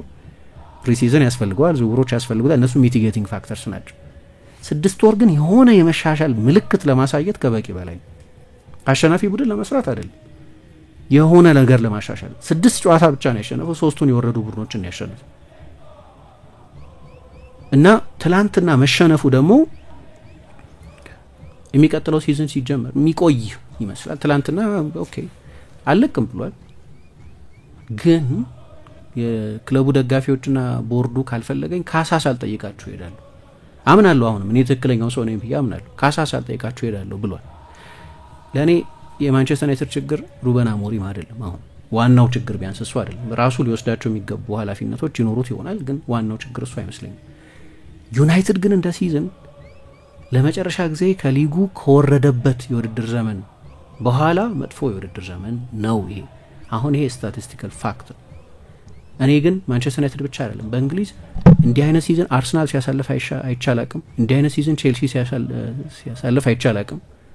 ሀብታም ከሆነ በኋላ እንዲህ አይነት ሲዝን ማንቸስተር ሲቲ ሲያሳልፍ አይቻላቅም። ሊቨርፑል እንዲህ አይነት ሲዝን ሲያሳልፍ አይቻላቅም። ሜጀር የሚባሉት የእንግሊዝ ክለቦች ቢያንስ አሁን ወደ ሱፐር ፓወርነት ወደ ፋይናንስ ጃገራንትነት ምናምን ከተወረወሩ በኋላ የእንግሊዝ ክለብ በቢሊዮን በሚሸጥ ዶላር የቴሌቪዥን መብት ሽያጭ ማድረግ ከጀመረ በኋላ እነዚህ ክለቦች እንደዚህ ሀብታም ከሆኑ በኋላ ማንም የእንግሊዝ ክለብ እንዲህ አይነት ሲዝን ሲያሳልፍ አይቻልም። ታይቶ አይታወቅም። በማንቸስተር ዩናይትድ ታሪክ ብቻ አይደለም፣ ቢያንስ በእኔ የማየት ታሪክ ማለት ነው። አይቼ አላቅም። ትልልቆቹ ቡድኖች ታይቶ የሚታወቅ አይነት ውድቀት አይደለም ይሄ። አስገራሚ ነው እንዴት እንደዚህ መሆን እንደሚቻል ለእኔ አስገራሚ ነው። ስለዚህ ትላንትና መሸነፉ ፊቲንግ ነው ለሲዝኑ። በቃ ዩናይትድ ያሳለፈው ሲዝንን በትክክል የሚያብራራ ምሽት ልክ ነው። በዩሮፓ ሊግ ውድድር ለመጀመሪያ ግን ቪክቶሪያ ፕሌዘን ነው ቦዶ ግሊምት ነው ምን በአብዛኛው ሲገጥም የቆየው። በቶተናም ቢሆን ኦኬ ተመሳሳይ ነው። ቶተናም አዚ አልከማርን ቦዶ ግሊምት ምን እያሸነፈ ነው ወይ አይዶን እንደዚህ አይነት ቡድኖችን እያሸነፈ ነው እዚህ ቦታ ይደር የሱ 1% 10% 5% ደሞዝ የሚከፍሉ ቡድኖችን ነው እዚህ ያሸነፈ ትላንት። እና ለእግር ኳስ ትላንት መጥፎ ምሽት ነበር። እግር ኳስ ኢንተርና ባርሴሎና እነዚህ ከኢንተርና ባርሴሎና ከኢንተር የበለጠ ሀብት ነው ያላቸው ሁለቱ። ባርሴሎና ደግሞ ያው ዕዳ ውስጥ ሆኖ ተጫዋቹ እንኳን ማስመዝገብ የማይችል ክለብ ነው። አዲስ ተጫዋች አምጥቶ አይደለም ይሄንን ቡድን ይሰራል። ሃይ ሌቭል እግር ኳስ ኢንተር ከባርሴሎና፣ ሃይ ሌቭል እግር ኳስ ፓሪስ ሳን-ጀርማን የሚጫወተው እግር ኳስ ትላንት ለዩኤፋ ኮምፒቲሽን ኦልሞስት ኢንሳልት ነው፣ ስድብ ነው። የሜዳ ውስጥ ያየነው ያለ ምክንያት አይደለም። 16ኛ 17ኛ ስፍራ ላይ ተቀመጡት። ስለዚህ ኦፍ ኮርስ እሱን ያየሁት ለ 16ኛ 17ኛ ናቸው። ምን ጠብቄ ነበር? ምንም ልጠብቅ አልችልም። ከጨዋታው ፊቱም ከዛ ብዙ የተለየ ለነገሩ በአጠቃላይ አውሮፓ ፍጻሜዎች እንደዛ ናቸው። መልሽ ካለፉት 4 የዩሮፓ ሊግ ፍጻሜዎች 3ቱ በመለያ ምት ነው ያለቁት። ስለዚህ ሁሌም የፍጻሜ ጨዋታዎች አዝናኝ እንዲሆኑ አትጠብቂም። የቻምፒየንስ ሊግ ፋይናል ካለፉት እንት ነው በተከታታይ አምና መሰለኝ 2-0 ያለቀው። ከዛ ፊት 2000 ላይ ባየር ሚኒክ ቤጂን 1-0፣ 2001 ላይ ቼልሲ ሲቲን 1-0፣ 2022 ላይ ሪያል ማድሪድ ሊቨርፑልን 1-0፣ 2023 ላይ ሲቲ ኢንተርን 1-0 ነው የሚያልቁት ብዙዎቹ የፍጻሜ ጨዋታ። ሁሌም የፍጻሜ ጨዋታ አዝናኝ ሊሆን አይችልም። ግን ትላንትና ደግሞ ሌላ ሌቭል ኦፍ አለማዝናናት ላይ የደረሰ እግር ኳስ ነበር። 2 የሊግ ስፍራቸው የሚገባቸው ቡድኖች እንደሆኑ ያሳዩበት ጨዋታ ነው። ኳሊቲው በጣም የወረደ ጨዋታ ነው። ሁሉም ሰው ትዊተር ላይ ገብተሽ ዲስአፖይንትመንቱን ብታይ ምንድነው የምናየው የሚል ስሜት ነው ነበር። ከዛ ለጨዋታው የሚገባ ጎል ነው ደግሞ የተቆጠረው። ለእንደዚህ የሞተ ኳሊቲ ለነበረው ጨዋታ የሚገባ የተጨራረፈ ኤስቴቲክሊ የሞተ ጎል የተቆጠረው። ስህተቶች ያሉት ክሮሱ ጥሩ ነው ከፓፓ ማተሳር የመጣ ወይም የመስመር ሰንጣቂ ፓስ ጥሩ ነበር ከሮድሪጎ ቤንተንኩር። ግን መጨረሻ ላይ በእኔ እምነት በቃ ፊቲንግ ነው። እዚህ ጨዋታ ላይ 18 ፓስ ኃይለኛ ኢንትሪኬቲንግ ፓሲንግ ኖሮት ምናምን ጎል ሊቆጠርበት የሚገባ ያንን አይነት የእግር ኳስ ኢንተርቴይንመንት ዲዘርቭ የሚያደርግ ወይም እንደዚህ አይነት ጎል ዲዘርቭ የሚያደርግ ጨዋታ አልነበር። እንደ ጨዋታ ያሳዝናል በጣም ማለት አምሽቶ ስንሰማ ወደዚህ ጨዋታ ለመሄድ ደጋፊዎች ሶል ሃርት ኤንድ ዋሌት ያሉት ልባችንን ነፍሳችንን ዋሌታችንን የሰጠንበት ይላሉ። እና ለዚህ ጨዋታ ለመሄድ አንዴ ወደ ኢስታንቡል ቀጥታ ከማንቸስተር ወደ ቢልባኦ በረራ በታጣ ጊዜ ማራካሽ ሞሮኮ መጥተው ከሞሮኮ ወደ ቢልባኦ ሄደው ብዙ ገንዘባቸውን አውጥተው ለድል ብቻ ሳይሆን ደግሞ አንድ ጥሩ የእግር ኳስ ምሽትም እናሳልፋለን ብለው በጣም ብዙ ሰዎች ሶል ሃርት ኤንድ ዋሌታቸውን ትላንት ከፍለዋል ወደዚህ ጨዋታ ለመምጣት። እኛ ደግሞ ያው እኩለ ሌሊት አልፎ ነው የሚያበቃው። ስለዚህ ጊዜ ኢንቨስት አድርገያለሽ የሆነ አይነት በተለይ ደግሞ አይ ዶንት ኬር ቶተንሃም ቢያሸንፍ ማንቸስተር ዩናይትድ ቢያሸንፍ ግን ስራዬ ባይሆን ከረፍት በኋላ ላይ የሚሄድ ጨዋታ ነው። ስራዬ ባይሆን ኖሮ ለማንም ሎያሊቲ ስለሌለኝ አላይም ነበር ይሄን ጨዋታ። እንደ እግር ኳስ አሳዛኝ ነው በጣም እንደ ፉትቦል ስፔክታክል አሳዛኝ ነው። መጨረሻ ላይ ግን ያው እንግዲህ እንዳነሳሁት ቶተንሃም አሸንፏል። በጨዋታው ላይ ምን ማለት እንደሚቻል አላቅም። በአሰልጣኝ ሩበን አሞሪም በኩል አንዳንድ በእኔ እምነት ግራ የሚያጋቡኝ ውሳኔዎች ወስኗል። ትላንትና እኔ አሊ መኮይስት ነበር አንደኛው ኮሜንታተር፣ ዳረን ፍሊቸር ነበር ኮሜንታተሩ፣ አሊ መኮይስት ነበር ሌላኛው ኮሜንታተር። አሊ መኮይስት ደስ ይለኛል ሁሌ አነጋገሩም ፐርስፔክቲቭ ያማርራል። ጨዋታው እየተደረገ ምንድነው እያየን ያለ ነው ይላል፣ ያማርራል ምናምን ሁላችንም የምንጋራው አይነት ስሜት የነበረ ይመስለኛል። ግን አሰልጣኙ በተመለከተ ከጨዋታው በፊት ትላንት አንዳንድ ነጥቦች እያነሳን ነበር። ቶተንሃም ክሬቲቭ አማካዮቹን ስለማያሰልፍ አሰልጣኝ ሩበን አሞሪም የግድ ሁለት ሰራተኛ አማካዮች መጠቀሙ ግድ አይደለም። አንዱ ካሰሚሮ ይሆናል እና ሌላኛው ብሩኖ የበለጠ ቴክኒካል ግን የሙቭመንት ነጻነት ያለው ተጫዋች ይሆናል። እንደዛ አድርጓል። በርግጥ ግን ያልጠበቅኩት ነገር ለምሳሌ ሜሰን ማውንትን መጀመር ነው። ምክንያቱም ሜሰን ማውንት ጥሩ ተጫዋች ነው፣ የትልቅ ኦኬዥን ኤክስፒሪየንስ ያለው የቻምፒየንስ ሊግ ፋይናል የተጫወተ ተጫዋች ነው። ግን ከጉዳት ነው የመጣው። ያለፉት 3 ሲዝኖች የመጨረሻ የቼልሲ ሲዝኑን ጨምሮ ከ15 በላይ ጨዋታ አላደረገም ይሄ ልጅ እና የ90 ደቂቃ ተጫዋች አይመስለኝም ለጊዜው አሁን ባለበት የፊትነስ ደረጃ። በተለይ ደግሞ እንደ ቶተንሃም አይነት ያው ፊዚካል በሆነ ሊግ ውስጥ ከሚጫወት ቡድን ጋር በተደረገ ጨዋታ በእኔ እምነት ጨዋታ መጀመር አልነበረበት። በቀደም ከቢልባኦ ጋር ያ ኢሞሽናል አፒል እንዳለው አቃል ያንን ጨዋታ ገብቶ ስለለወጠው ለዚህ ጨዋታ የማሸነፍ ስሜታዊ ገፋፊነት ይኖራል፣ ባህሪያዊ ነው። ግን አሰልጣኝ ደግሞ እኔ እንደሚገባኝ ኢሞሽናል መሆን የለበትም ውሳኔ ሲያሳልፍ፣ ራሽናል ነው መሆን ያለበት እና ከጨዋታው በኋላ ጋርናቾን ለምን አላስጀመርከውም ተብሎ ሲጠየቅ አይ ጋርናቾን ቢሆን አላያችሁም ከሊዮን ጋር 1-1 ሆኖ 3-0 የምናደርግበት እንኳን ስቷል አለ። እንዲህ አይነት ማብራሪያ ነው የሰጠው ከጨዋታው በኋላ። በእኔ እምነት ግን ከማውንት ክህሎት ጋር የተገናኘ ሳይሆን ከማውንት የጨዋታ ዝግጁነት ጋር የተገናኘ ጥርጣሬ አለኝ። ለጨዋታ ዝግጁ ለ90 ደቂቃ ዝግጁ አይመስለኝም። እሺ ጀመረ አንድ ነገር ነው እሱ። 71 ደቂቃ 72 ደቂቃ ሜዳ ውስጥ መቆየት የነበረበት ደግሞ አይመስለኝም። ጨዋታውን ጀመረ አንድ ነገር ነው። አንድ የሩበን አሞሪም ችሎታ እንደ በቅርብ ጊዜ ወደ ዩናይትድ ከመጣበት ጊዜ ጀምሮ እንደምናየው ውሳኔ መወሰን ካለበት ምንም እንኳን ፖፑላር ላይሆን ቢችልም ዚርክዜን 30ኛው የ32ኛው ደቂቃ ላይ ቀይሮ ለማስወጣት ወይ ከረፍት በኋላ ለውጦች ለማድረግ ችግር የለበትም። እንዲህ አይነት ለውጦች ማድረግ ይችላል። እንዲህ አይነት ድፍረት አለ።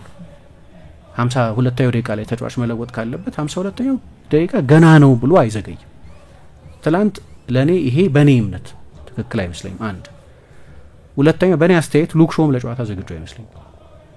ሉክ ሾም ልክ እንደ ማውንት ሁሉ በቅርብ ጊዜ ገና ከጉዳት የተመለሰ ነው። ለሃይ ሌቭል የዩሮፒያን ካፕ ፍጻሜ የሚያስችል በቂ ፊትነስ ደረጃ ላይ ያለ ተጫዋች አይመስለኝም እና ችግር ነው ደግሞ ይሄ ብዙ ሚስፊትስ ነበሩ ማለት ነው።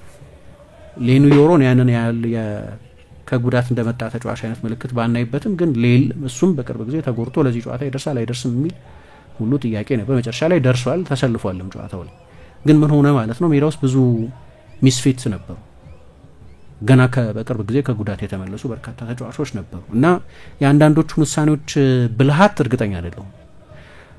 በኋላ እኔ ደግሞ በእርግጥ ቶተናም በሎ ብሎክ ነው የሚጫወተው ስለዚህ ሁሉ ጊዜ እንደሚኖረው አይነት ስፔስ አይኖርም ግን ለምሳሌ ጋርናቾ አይ ቲንክ በትንሹ 30 ደቂቃ መጫወት ነበረበት በጨዋታው ላይ ልዩነት አምጥቷል እሱ ከተቀይሮ ከገባ በኋላ አንድ አደገኛ ሙከራ ሞክሯል ግን የማንቸስተር ዩናይትድ ማርሽም በሌላ የፍጥነት ደረጃ እንዲጫወት በሌላ ሃይ በሆነ ፍጥነት እንዲጫወት እድል ሰጥቷል ሪስክ ይወስዳል ዳይሬክት ነው ቀጥተኛ ነው የቶተናም ፉልባኮችን ፒን ያደርጋል የሆነ አይነት ምንድነው የኢነርጂ ኢንጀክሽን ነበር የሱ መግባት ልዩነት ነበር በጨዋታው ላይ ግን ከዛ ዘለግ ያለ ጊዜ ከ18 ደቂቃ ዘለግ ያለ ጊዜ ይገባዋል ከጨዋታው በኋላ ልክ የፍጻሜ ጨዋታ ላይ ናፒፋ እንደተደረገ አንድ ፎቶግራፍ ሼር አድርጎ ነበር የኤፍኤ ካፕ የፍጻሜ ጨዋታ ላይ ጎል ሲያስቆጥር የሚያሳይ ፎቶግራፍ እና ባለመሰለፉ ቅር ቢሰኝ ያው ማይሰለፍ ተጫዋች ሁሉ ቅር መሰኘቱ የሚጠበቅ በመጀመሪያ አጋማሽ አማድ ኳስ ሲዝ ካልሆነ በስተቀር አማድ ኳስ በያዘባቸው አጋጣሚዎች የሆነ ነገር ሊፈጠር ነው ጎልም ሊያስቆጥር ተቃርቦ ነበር በዴስቲኒ ውዶጊና በሱ መሃል የነበሩትን አንድ ለአንድ ግንኙነቶች አማድ ያሸንፍ ነበር ዩናይትድ የሆነ ነገር ሊፈጥር ከቻለ በአማድ አማካይነት ነው ሊፈጥር ይችል ነበር ሁለተኛ አጋማሽ ላይ ግን በሪቻርልሰን ወደ ኋላ መመለስም በዴስቲኒ ውዶጊ ሎ ኤንድ ዲፕ መጫወትም ምክንያት ያንን ተመሳሳይ ተጽዕኖ ጨዋታውን ቢጨርስም ያንን ተመሳሳይ ተጽዕኖ መፍጠር አልቻለም እና እኔ ሩበን አሞሪምና ምርጫዎቹን በተመለከተ በአንዳንድ ስተቶች አሉት ይመስለኛል በተለይ አንዳንድ በተሟላ ፊትነስ ላይ ያልተገኙ ተጫዋቾችን ማሰለፉ ስተት ይመስላል በኋላም ለውጥም ሲያደርግ ዘግይቶ ነው ለውጦች ያደረገው በሁለተኛ አጋማሽ ዲርክዜ ገና ከጉዳት መመለሱ ነው እሱ ተቀይሮ ገብቷል በኋላ ሃሪ መጓየርን በሊዮን ጨዋታ እንዳደረገው በሌሎች አንዳንድ ጨዋታዎች ላይ እንዳደረገው እንደ ሜክሺፍት አጥቂ ለመጠቀም ሞክሯል ለዚህ ነው ብዙ ጊዜ በፕራግማቲዝም ማናደንቃቸው ፖስቴኮግሉ የሃሪ መጓየር የሳጥን ፕሬዘንስ የአየር ላይ ኳሶች የመግጨት ችሎታ የአየር ላይ ኳሶችን ዶሚኔት የማድረግ ችሎታ ለቶተናም ዲስአድቫንቴጅ ሊሆን እንደሚችል ስላወቁ ነው ኬቨን ዳንሶን ያስገቡትና በሶስት የመሃል ተከላካዮች የተጫወቱት በቶተናም በኩል በጣም ስማርት ሪአክሽን ይመስለኛል ለአሰልጣኝ አሞሪም የበለጠ ሪስክ መውሰድ በጀመረበት ጊዜና ሃሪ መጓየርን እንደ ሜክሺፍት አጥቂ መጠቀም ሲጀምር ምክንያቱም ዚርክዜ ተሰለፈ ዚርክዜ እንደ ሆይሉንድ ፊክስድ አጥቂ አይደለም የበለጠ ወደ ኋላ መመለስ የሚፈልግ ስለሆነ ክሮስ እንዲያጠቃልሽ አትጠብቂ ክሮስ አታክ የሚያደርግ ተጫዋች አይደለም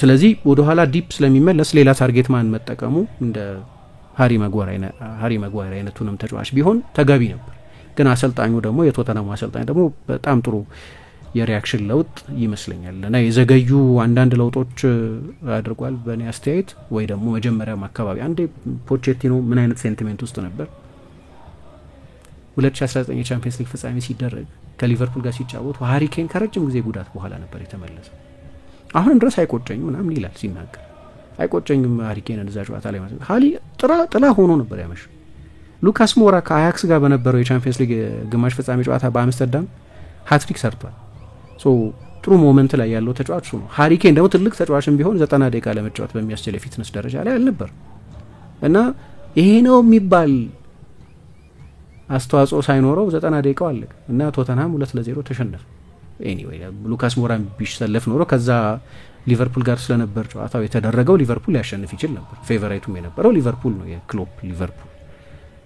ግን አንዳንዴ አሰልጣኞች እንደ አይነት ቴምፕቴሽን አላቸው እና እኔ 30 የመጨረሻውን 30 ደቂቃ ቢጫወት ምርጥ ነበር ሜሰን ማውንት አሰልጣኙ እንደ አይነት ውሳኔ ወሰነ በእኔ እምነት አንድ የውሳኔ የጀጅመንት ስህተት ያለው ይመስለኛል እና እንግዲህ ብዙ ልትይበት የምትሲበት አይነት ጨዋታ አይደለም ለማብራራት በጣም ቀላል ጨዋታ ነው ብዙ ስብስብ ታክቲካዊ ነጥቦች ያሉትም አይደለም ቶተንሃም ቅድም ባነሳ ነው በሌሎች የዩሮፓ ሊግ ጨዋታዎች ሲያደርግ እንደቆየው የበለጠ አነስተኛ ፖሴሽን 115 ፓስ 62% ነው የፓስ ኮምፕሊሽናቸው በትክክል 2-3 ፓስ እንኳን ማገናኘት ከባድ ነበር ለቶተንሃም ያው አንድ የምንረዳው ነገር ምሳ ኩሉሴቭስኪ አልነበረ ጄምስ ማዲሰን አልነበረ አሁን ባለፉት 2-3 ወራት በጣም ጠቃሚ ተጫዋች እየሆነ የመጣው ሉካስ ቤርግቫል አልነበረ ስለዚህ እንጠብቃለን ቴክኒካዊ እጥረት እንደሚኖር ቶተንሃምን በተመለከተ በዚህ ልክ ይሆናል የሚል ግምት አልነበረኝም። 27.7% ፖሴሽን ብቻ ነው የነበረው። አሰልጣኙም እንዳሉት ሁልጊዜም የኖካውት እግር ኳስ ከሊግ እግር ኳስ የተለየ ነው ብያምን ነበር። ሁሌም በዚህ አይነት ጨዋታዎች ላይ ስኬታማ ለመሆን ኦርጋናይዜሽን በጣም ወሳኝ ነው ብለዋል። ኦርጋናይዜሽናቸው በጣም አስደናቂ ነበር። የብሩኖ ፈርናንዴዝን ተጽዕኖ ለመቀነስ ፓፓ ማታሳርን የተጠቀሙት በአብዛኛው። ትላንት ጠለቅ ያለ ሚና ነበረው እንዳነሳሁት ከካሰሚሮ ጋር አማካይ ክፍል ሆኖ የተጣመረው እሱ ነው። ነገር ግን ብሩኖ ኳስ በያዘባቸው አጋጣሚዎች ሁሉ ማርክ ማድረግ አይደለም ግን አልፎ አልፎ በአደገኛ ቦታ ኳስ በሚይዝበት ጊዜ ስቴፕ አውት ያደርግ ነበር። አሁን ዩናይትድ እድሎች ነበሩት በሁለተኛው አጋማሽ ያቻነት ጎል ማግኘት የሚችልባቸው እድሎች ነበሩት። አንደኛው የቪካሪዮ በፍጹም በቆሙ ኳሶች ላይ አስተማማኝ ግብ ጠባቂ ያለ ከኦናና ይሻል ተመሳሳይ ቴክኒካዊ ችግር እኔ ኦናና ሙከራም ሲያድን እንትን አይደለም የሚታየኝ። እንግዲህ ኢንተርን የዛሬ 2 ዓመት ሲጫወት አይተነው ክለብ ሲቀየር እንዴት እንደዚህ እንደሆነ አላውቅም። because የቻምፒየንስ ሊግ ፋይናል ላይ ካየሽው በጎል ፕሪቨንሽን 4.7 ኢንተር ላይ ሊቆጠሩ ይችላል የነበሩ ጎሎች ነበር ፕሪቨንት ያደረገው። ራሱ ታስታውሽ እንደሆነ ጓርዲዮላ በቻምፒየንስ ሊግ የፍጻሜ ጨዋታ ኢንተርን ፕሬስ ያላደረግነው ግብ ጠባቂያቸው ኦናና ስለሆነ ፕሬስ ማድረግ አንችልም፣ ፕሬስ ሬዚስተንት ነው። ስለዚህ ልክ ሌሎቹ ጨዋታዎች ላይ እንደምናደርገው ግብ ጠባቂውን ፕሬስ ማድረግ አንችልም ማለት ለረጅም ጊዜ አያክስ ግብ ጠባቂ ነው፣ ላማሲያ ውስጥ ሰልጥኗል። ስለዚህ በእግሩ የመጫወት ችሎታው የተደነቀ ነበር። አሁን ወደ ማንቸስተር ዩናይትድ መጣና የዩናይትድ ደጋፊዎች ደህያ በድለናል እንዲሉ የሚያደርግ አይነት ድክመት ነው ከመጣበት ጊዜ ጀምሮ ያሳዩ። አሁን የማንቸስተር ዩናይትድ የቤት ስራ በጣም ከባድ ከመሆኑ የተነሳ ከግብ ጠባቂው ነው ግንባታው መጀመር ያለበት ያስብላል። ሁለቱም ግብ ጠባቂዎች አስተማማኝ አይደሉም። ያው ባይንዲረን ብዙ ጊዜ ብየዋለሁ እኔ ሁለቱም አሰልጣኞች አያምኑበት ሲሰለፍ ስለማናየው ሬሌቫንት በሆነ ጨዋታ ላይ አይሰለፍም። ኦልሞስት ትንሽ አሞሪም ይሻላል እሱን በማጫወት በኩል ከፍሊትውድ ጋር ቢጫወቱ እንኳን ቴንሃግ አይጫወቱትም ነበር። ስለዚህ አንደኛም የሁለተኛም ግብ ጠባቂ ለውጥ የሚፈልግ ይመስላል። አሁን ባሉበት ሁኔታ ማን ነው ይሄንን እንዲህ አይነት ዳጎስ ያለ ደሞዝ የሚያገኝ ግብ ጠባቂ በዝውውር የሚወስደው አላውቅም። ምክንያቱም አሁን የትኛውም ኤሊት ክለብ እንደ ኦናና አይነት ግብ ጠባቂ አያስፈርም አሁን ባለበት ደረጃ ማለት ነው። አሁን ባለበት ደረጃ ኦናናን 30-40 ሚሊዮን ገዝቶ የሚያስፈርም ክለብ አታገኝም። አይሆን ነገር አሁን ባለው ሁኔታ አይሆን። ከቻምፒየንስ ሊግ ሲወድቁ ባለፈው የውድድር ዘመን ከባየር ሚኒክ ጋር ይሁን ከስንት ጨዋታዎች ላይ ትልልቅ ስህተቶች ሰርቶ ነበር። አሁንም ልክ እንደዚህ ሆኖ ትላንትናም እና በሌሎችም ጨዋታዎች ላይ አስተማማኝ ግብ ጠባቂ አልነበረም። ከሊዮን ጋር በነበረው ጨዋታ በመልሱ ጨዋታ ማንቸስተር ዩናይትድ ያንን ካምባክ አሳየንና ነገሩ ሁሉ ተድበሰበሰ እንጂ ማቲች ትክክል ነው የሚያስብል ድክመት በጨዋታዎች ላይ ያሳይ ነበር። የማንቸስተር ዩናይትድ የቤት ስራ ስብስብ መሆኑ ግልጽ ነው። ከዚህ በኋላ የሚሆነውን እንግዲህ ወደፊቱ እናያለን። ግን ለጊዜው መጥፎ ስሜት የሚፈጥር አይነት ሽንፈት ነበር እና ጨዋታው ብዙ ልትይበት የምትችይበት አይነት ውስብስብ ብዙ ጣውረዶች የነበሩት ፕሪዲክተብል ጨዋታ ነው። በሁለተኛ አጋማሽ ዩናይትድ እንዳልኩት ግን እድሎች ነበሩ። ብሩኖም ሌላ እድል አግኝቷል። የቪካሪዮን ነገር እያነሳው ነው እዚህ ሄድኩት። ቪካሪዮ በተለይ በቆመ ኳስ አምናም ድክመት ነበረበት። የሆኑ ጥሩ ሪፍሌክስ ሴቮች አሉት፣ ቅልጥፍና ያላቸው ሙከራዎች ያድን ምናምን ታያዋለሽ። ግን የማዕዘን ምትና የቅጣት ምት በመጣ ቁጥር የቶተናም ደጋፊዎችን የሚያሳቅቅ አይነት ግብ ጠባቂ እና ሆይሉንድ ሊያስቆጠር የነበረው አጋጣሚ የቪካሪዮ ስህተት ነው የነበረው። በኋላ ግን ሚኪ ቫንደቪን ጎል የማስቆጠር ያህል የብሬንዳን ጆንሰንን ጎል ያህል ዋጋ ያለው ክሊረንስ ነው። ምክንያቱም በቃ ከጎል መስመር ላይ ልክ እንደ በኩንግፉ አክሮባቲክ በሆነ መንገድ ነው ከጎሉ ላይ ያጸዳው። ብሩኖ ሌላ እድል አግኝቶ ነበር በጭንቅላት ሳጥን ውስጥ። ከብሩኖ ጥራት አንጻር ቢያንስ ኢላማውን ማግኘት ነበረበት ይሆናል። ግን ሌላ እድል የቶተናም የመከላከል ኦርጋናይዜሽን ለመጀመሪያ ጊዜ በሁለቱ ሴንተር ሃፎች መሀል እንደዚህ 10 ሜትር ስፔስ አላየንም። ድንገት አንዴ ስዊች ቢያደርጉ ብሩኖ ያችን ቦታ ላይ በጣም ድንቅ ክሮስ ነበር ወደ ሳጥን የመጣው፣ ያችን ሳይጠቀም ቀርቷል። እንዳልኩት ጋርናቾ ከሳጥን ውጪ አንድ ሙከራ አድርጓል። መጨረሻ ላይ ሉክ ሾ እንደዚሁ ቪካሪዮ ራሱ ያዳነው ሌላ እድል ነበረው። እንዲህ አይነት አጋጣሚዎች ነበሩ። ግን ከዛ በስተቀር ማንቸስተር ዩናይትድ በቂ ጥራት ያላቸው የጎል እድሎችን በጨዋታው በተለይ በመጀመሪያ አጋማሽ መፍጠር አልቻለም። በተለይ በመጀመሪያ አጋማሽ አጠቃላይ እንደ እግር ኳስ በሁለቱም ቡድኖች በኩል የነበረ ከፍተኛ ድክመት ነው። በሁለተኛው አጋማሽ ግን በተለይ ጥራት ያላቸው የጎል እድሎች የመፍጠር ችግር ነበረበት። የተቆራረጠ ነው፣ ፋውል ይበዛል። በፕሪሚየር ሊግ የምናየው ፍሎ አለ አይደለም፣ ያ አልነበረም። 10 ጊዜ የቆመ ኳስ 10 ጊዜ ፊሽካ ድምጽ ነበር እንጂ ፌሊክስ ዝቫየር የሚባሉት አርቢትር ናቸው፣ ጀርመናዊ አርቢትር ጨዋታውን የመሩት ቢዚ ነበሩ እና ከእግር ኳስ ጥራት አንጻር በጣም ዝቅ ያለ ጥራት የነበረው ጨዋታ ነው። ግን መጨረሻ ላይ ቶተንሃም ሆኖለታል ማለት ነው። አዎ የተወሰኑ ደግሞ የአድማጮቻችንን አስተያየት እንቀበል። አለማየሁ ተስፋ የሚል አድማጫችን የትናንትና የፍጻሜ ጨዋታ ሳቢ ያልነበረ ለገለልተኛ ደጋፊ የማይመች የሁለት ደካማ ቡድኖች ፍጻሜ ሲሆን ቶተንሃም የዘመናት የዋንጫ ጥሙን ያስታግሰበት ነበረ። በተረፈ ግን ሌላውን ጠብቃለሁ ብሎናል። መህቡብ ፈድሉ ብዙዎቻችን የገመትነው ሆኗል። ስፐርስ የዋንጫ ረሃቡን አስታግሷል። አንጄ ፖስቴኮግሉ ሲደሰቱ ማየት ደስ ይላል። የእነ ማዲሰን ሰንትጋት አስፈልጎ ነበረ። አንዴ ራልፍ ራኒክ ምናሉ ዩናይትድ የሚያስፈልገው ጊዜ ማሳገጃ መድኃኒት ሳይሆን ሀርት ሰርጀሪ ነው ብለው ነበረ። ከዚህ በፊት በእንግሊዝ ለማንቸስተር ዩናይትድ ከሚቀሉ ቡድኖች ዋነኛው ቶተንሃም ነበር። ነገሩ ተገልብጦ በአንድ አመት 4 ጊዜ ተሸንፏል። ይህ ዩናይትድ ነው ብሎናል። ኤርሚ ገነር የሚል አድማጫችን በስኬት ጉዞ ላይ አትመቀኙ፣ የራስን የስኬት ጉዞ እንዲያምር ብለዋል አንዳንድ ሰዎች። አርሰናል ደጋፊዎች ለማንኛውም ደርቢያችሁ ሲቲ ታሪክ ተቀናቃኛችሁ ሊቨርፑልን እየደገፋችሁ የእኛን የወንድማችሁን የታችሁን ደስታ ለማየት የፈለጋችሁ ዩናይትድ ደጋፊዎች ብቻ እንኳን ደስ አላችሁ፣ እኛም ደስ ብሎናል ብሏል።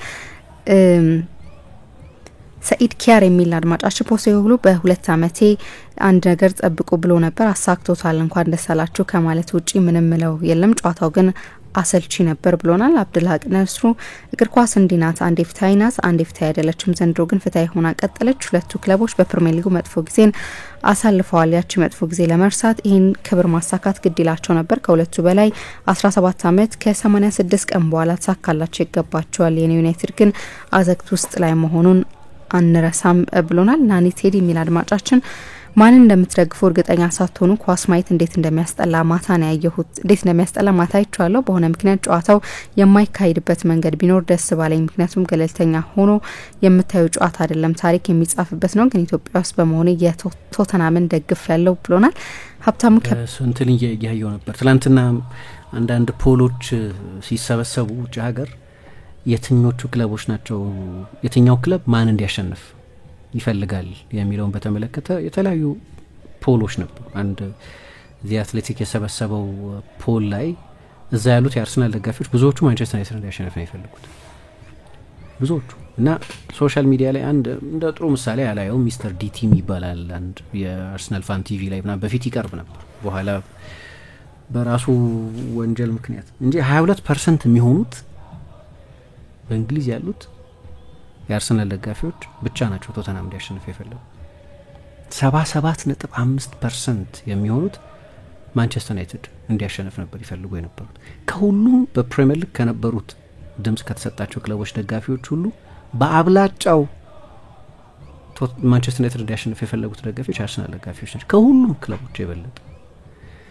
እና በኋላ አንዳንድ አፍሪካ ውስጥ ያሉ ልክ እንደኛ ሀገር በሌሎች አፍሪካ ሀገራትም ያሉ የማንቸስተር ዩናይትድ የአርሰናል ደጋፊዎች እኛ ለንደንና በሰሜን ለንደን ያለውን ራይቫልሪ አልኖርንበትም አናቀውም፣ እኛ የምናውቀው የቬንገርና ፈርጉሰንን የኪንና ቪየራን ባላንጣነት የነዛን አመታት ትግትግ ነው እና እኛ ቶተንሃም ቢያሸንፍ ይሻለናል ምናምን ይላሉ ማለት ነው።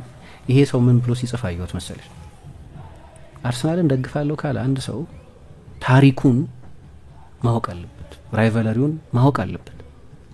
ማንቸስተር ዩናይትድ አይደለም የአርሰናል እንደ ጠላት የሚቆጠረው። እኛ በቃ ምን አገባን፣ አንተ ሌላ ሀገር ነው ያለው፣ በቃ ለአንተ ላለበት ኮንቴክስት ያስኬዳል፣ ለእኛ ግን እንደዛ አይደለም ማለት እና እንደዚህ የእግር ኳስ ድጋፍ ዓለም አቀፍ መልኩና ሎካል መልኩ በጣም ይለያያል።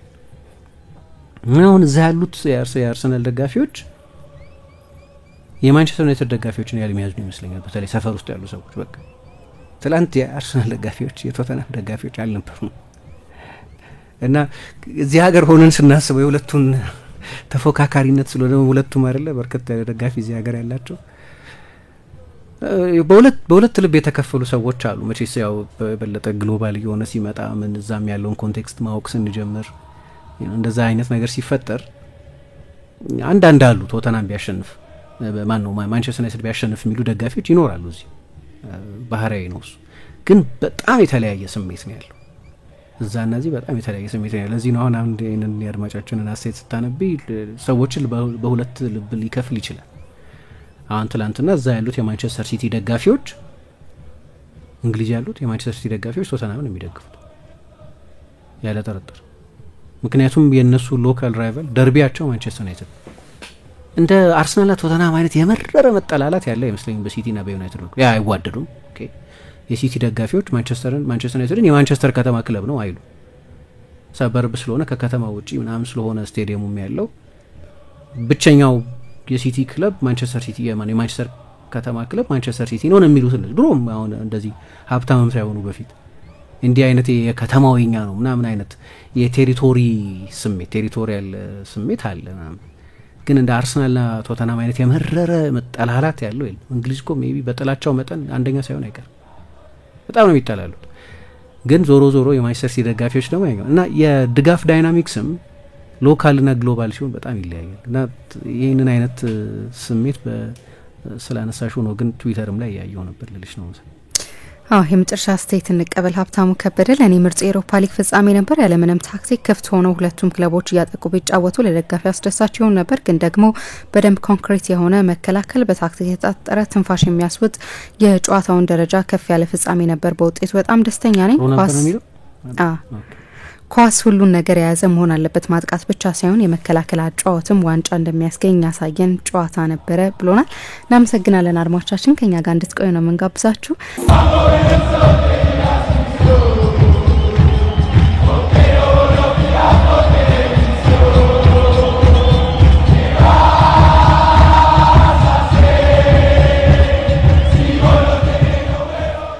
ብርሃን ባንክ ካሽኮ መተግበሪያን ተጠቅመው ወዳጅ ዘመድ ከውጭ ሀገር ገንዘብ ሲልክሎት በተላከበት ፍጥነት ወደ ብርሃን ባንክ ሂሳቦ ገቢ ይሆናል። ካሽኮን ሲጠቀሙ የሚያገኟቸው ልዩ ልዩ ጥቅሞች የተሻለ ምንዛሬ ከተጨማሪ ሽልማት ጋር ምንም አይነት የመላኪያ ገንዘብ ሳይከፍሉ $5 እስከ $20,000 መላክ ይችላሉ። ገንዘብ በካሽኮ በተላከበት ቅጽበት ወደ ብርሃን ባንክ ሂሳቦ በቀጥታ ይገባል። ዘመናዊ፣ አስተማማኝ ደህንነት መጠበቅ ያለው በመሆኑ ከመጭበርበር ስጋት ፍጹም ነፃ ነው። የካሽኮ መተግበሪያ ለአጠቃቀም ቀላልና ቀልጣፋ እንዲሁም ማንኛውም ሰው በሚረዳበት መንገድ የተዘጋጀ ሲሆን እርሶም የካሽኮን መተግበሪያ ከአፕ ስቶርና ጉግል ፕሌይ በማውረድ በየትኛውም ቦታና ጊዜ መጠቀም ይችላሉ ይላል ብርሃን ባንክ። እንደ ስማችን ብርሃን ነው ስራችን ይላል። አጋራችን ስለሆነ እጅግ ነው የምናመሰግነው። ፕሮግራሙ ፉትቦል ካፌ ነው። የምሽቱን የአውሮፓ ሊግ የፍጻሜ ጨዋታ እያነሳን ነው የምንገኘው። የሁለቱ ክለቦች ቀጣይ ጉዞ እንመልከት። በተለይ ደግሞ ይህንን የአውሮፓ ሊግ ዋንጫ ማሳካት ለማንቸስተር ዩናይትድ ከገንዘቡ አንጻር ሁለቱም ቡድኖች ደግሞ የሻምፒየንስ ሊግ ተሳትፎን ከማግኘት አንጻር ብዙ ሲነሳ እንደነበር ይታወቃል። ይህንን ጉዳይ እንመልከት። ዩናይትድ አሁን በዝውውሮች ላይ ነቃ ተሳትፎ ለማድረግ ይቸግራል። ምክንያቱም የሻምፒየንስ ሊግ ገንዘብ በጣም አስፈላጊ ነው የሚሉ ተደጋጋሚ ሀሳቦች ሲሰጡ ነበር። ይህንን ጉዳይ እናንሳ። ግን እንዴት ነበር ላንቺ ጨዋታው? ምሳ ያላወራ ነው። ለኔ የፍጻሜ ጨዋታዎችን በተመለከተ ጥሩ መጫወት በጣም አስፈላጊ ነገር ነው ብዬ አላምንም። ዋናው ጨዋታዎችን ማሸነፍ ነው። ቶተናም ይሄንን ያደረገው። ስለዚህ የሆነ ጊዜ ሰዎች ቶተናም ጥሩ ሳይሸነፍ ዋንጫውን ማንሳቱን ሳይሆን የአውሮፓ ሊግ ጥሩ ሳይጫወት ዋንጫውን ማንሳቱን ሳይሆን የአውሮፓ ሊግ ዋንጫን ማንሳቱን ነው በጣም አስፈላጊ ነገር። እኔ ሁሌ ጨዋታዎች ላይ ጎሎች ማስቆጠር በጣም አስፈላጊ ነገር ነው። ቶተናም ደግሞ ይሄንን አደረገ። ያን ያህል በተለይ በቶተናም በኩል በጣም ክሬዲት ሊሰጣቸው የሚገባው አይነት ውጤት ይመስለኛል። ከዛ በኋላ ያሳዩት መከላከል የሚደነቅ ነበር። ግን ደግሞ እኔ አንጄ ፖስቴኮግሉንም በጣም አድንቅ ያለው ምክንያቱም ግትር ከሆነ ፍልስፍናቸው ወጥተው አንድ ጎል ለማስጠበቅ የሄዱበት ርቀት ለእኔ በጣም አስደናቂ ነበር። እንደ ጨዋታስ በጣም አሰልቺ ጨዋታ ሆኖ አላገኘሁትም። በጣም መጥፎ ጨዋታ ነው አይደለም። ውጥረት የበዛበት ጨዋታ ነበር። ግን ብዙ ጊዜ ፍጻሜ ጨዋታዎች ያን ያህል ክፍት ሆኖ አይቻል ብዙም አናስታውስም። አምና ምናልባት ሪያል ማድሪድ ዶርትሙንድን ቀሎት ካልሆነ በስተቀር ሌሎች ጨዋታዎች በጣም ኢንተር ከሲቲ እናስታውሳለን አይደል? በመጨረሻዎቹ ደቂቃዎች የተቆጠረ ግብ ነው አሸናፊ ያደርገውና የተለየ ነገር ኤክስፔክትም ስላላደረኩ ደግሞ በጣም መጥፎ ማሰልቺ ጨዋታም ነው ብዬም አላምንም። እንደዛ ነበር። ልክ ነው። በእኔ እምነት በእኔ አስተያየት ግን ከዚህ የከፋ የፍጻሜ ጨዋታ ይቻላል። በኔ ኤክስፒሪየንስ አእምሮዬ ላይ ቢያንስ ስላሁን አእምሮዬ ላይ ያንን የሚላን ዩቬንቱስ ጨዋታ ሁሉም ሰው የሚለውን ጨዋታ እንደዛ አላለሁ 2003 ላይ በተለይ ደግሞ ሜዳ ውስጥ ከነበረው ኳሊቲ አንጻር ሚላን ያ ሚላን እነ ፒርሎ የነበሩበት እነ ሼፍቼንኮ የነበሩበት እነ ሲዶርፍ የነበሩበት እነ ማልዲኒ ኢንዛጊ ምን የነበሩበት የዩቬንቱስም ካሞራኔዚ ምን ትሬዜጌ ዴል ፒየሮ የነበሩበት ቡድን ዴንትቬድ አልተጫወተም።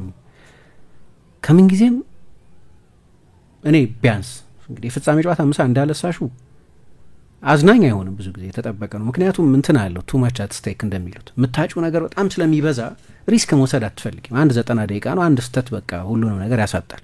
ትላንት አንድ ጎል አይደለም ጨዋታውን የወሰነው ወይ አንድ ሚኪ ቫን ደ ቪን ክሊራንስ ወይ እንደዚህ ትንንሽ ዲቴይሎች ናቸው የሚወስኑት ማለት ነው። ግን አስፈላጊ ትንንሽም ቢሆን አስፈላጊ ዲቴይሎች ናቸው። የፍጻሜ ጨዋታዎች ብዙ ጊዜ ክፍት አይሆኑም። ግን የአሰልቺነታቸውና የኳሊቲያቸው መጠን ማነስ ደግሞ ለየት ያለ ያደርገዋል። የትላንት ነው ሌላውን ጠቀሺ ብልሽ ከዚህ የከፋ የፍጻሜ ጨዋታ የትኛው ነው ቢባል ለማሰብ የሚቸግር ይመስለኛል። ያው የቅርብ አመታቱን እንኳን ብን አምና ዶርትሙንድ ፈርስት ሃፍ በጣም አሪፍ ነበር። ማድሪድን መምራት ነበረበት። ብረት መልሶበታል ምናምን ኦኬ። ሁለተኛው አጋማሽ ላይ ማድሪድ የተሻለ ቡድን ነበር። ሁለቱም ቡድኖች ቴክኒካል ጥራታቸውን የሚያሳዩባቸው ሞመንቶች ነበሯቸው። ብዙ ጊዜ ፍጻሜ ጨዋታዎች የሆነ አይነት አዝናኝነት አላቸው፣ አሰልቺነት አላቸው እንዳለሳሹ የጨዋታዎቹ ባህሪ እንደዛ ስለሆነ ቱ ማች አት ስቴክ ስለሆነ። ግን ይሄኛውን አይ ቲንክ የትላንት ምሽቱን ጨዋታ በነጠላው ብቻ አይመስለኝም ደግሞ የምናየው ቡድኖቹ ያሉበትን ሁኔታ የሚያንጸባርቅ ተደርጎ ነው የሚታዩ። ለምሳሌ አንቺ ሚላን እና ዩቬንቱስ አሰልቺ ነበር በትይ በቃ አንድ ጨዋታ ላይ ነው አሰልቺ የሆነው። ሁለቱ ቡድኖች አንድ ጨዋታ ላይ ይሆናል አንደር ፐርፎርም ያደረጉት እንጂ 40 ጨዋታ አይደለም አንደር ፐርፎርም ያደረጉት። ዩናይትድን 31 ጨዋታ ላይ የመጀመሪያ ጎል ተቆጥሮበታል። ለ31ኛ ጊዜ ነው መጀመሪያ ጎል የተቆጠረበት።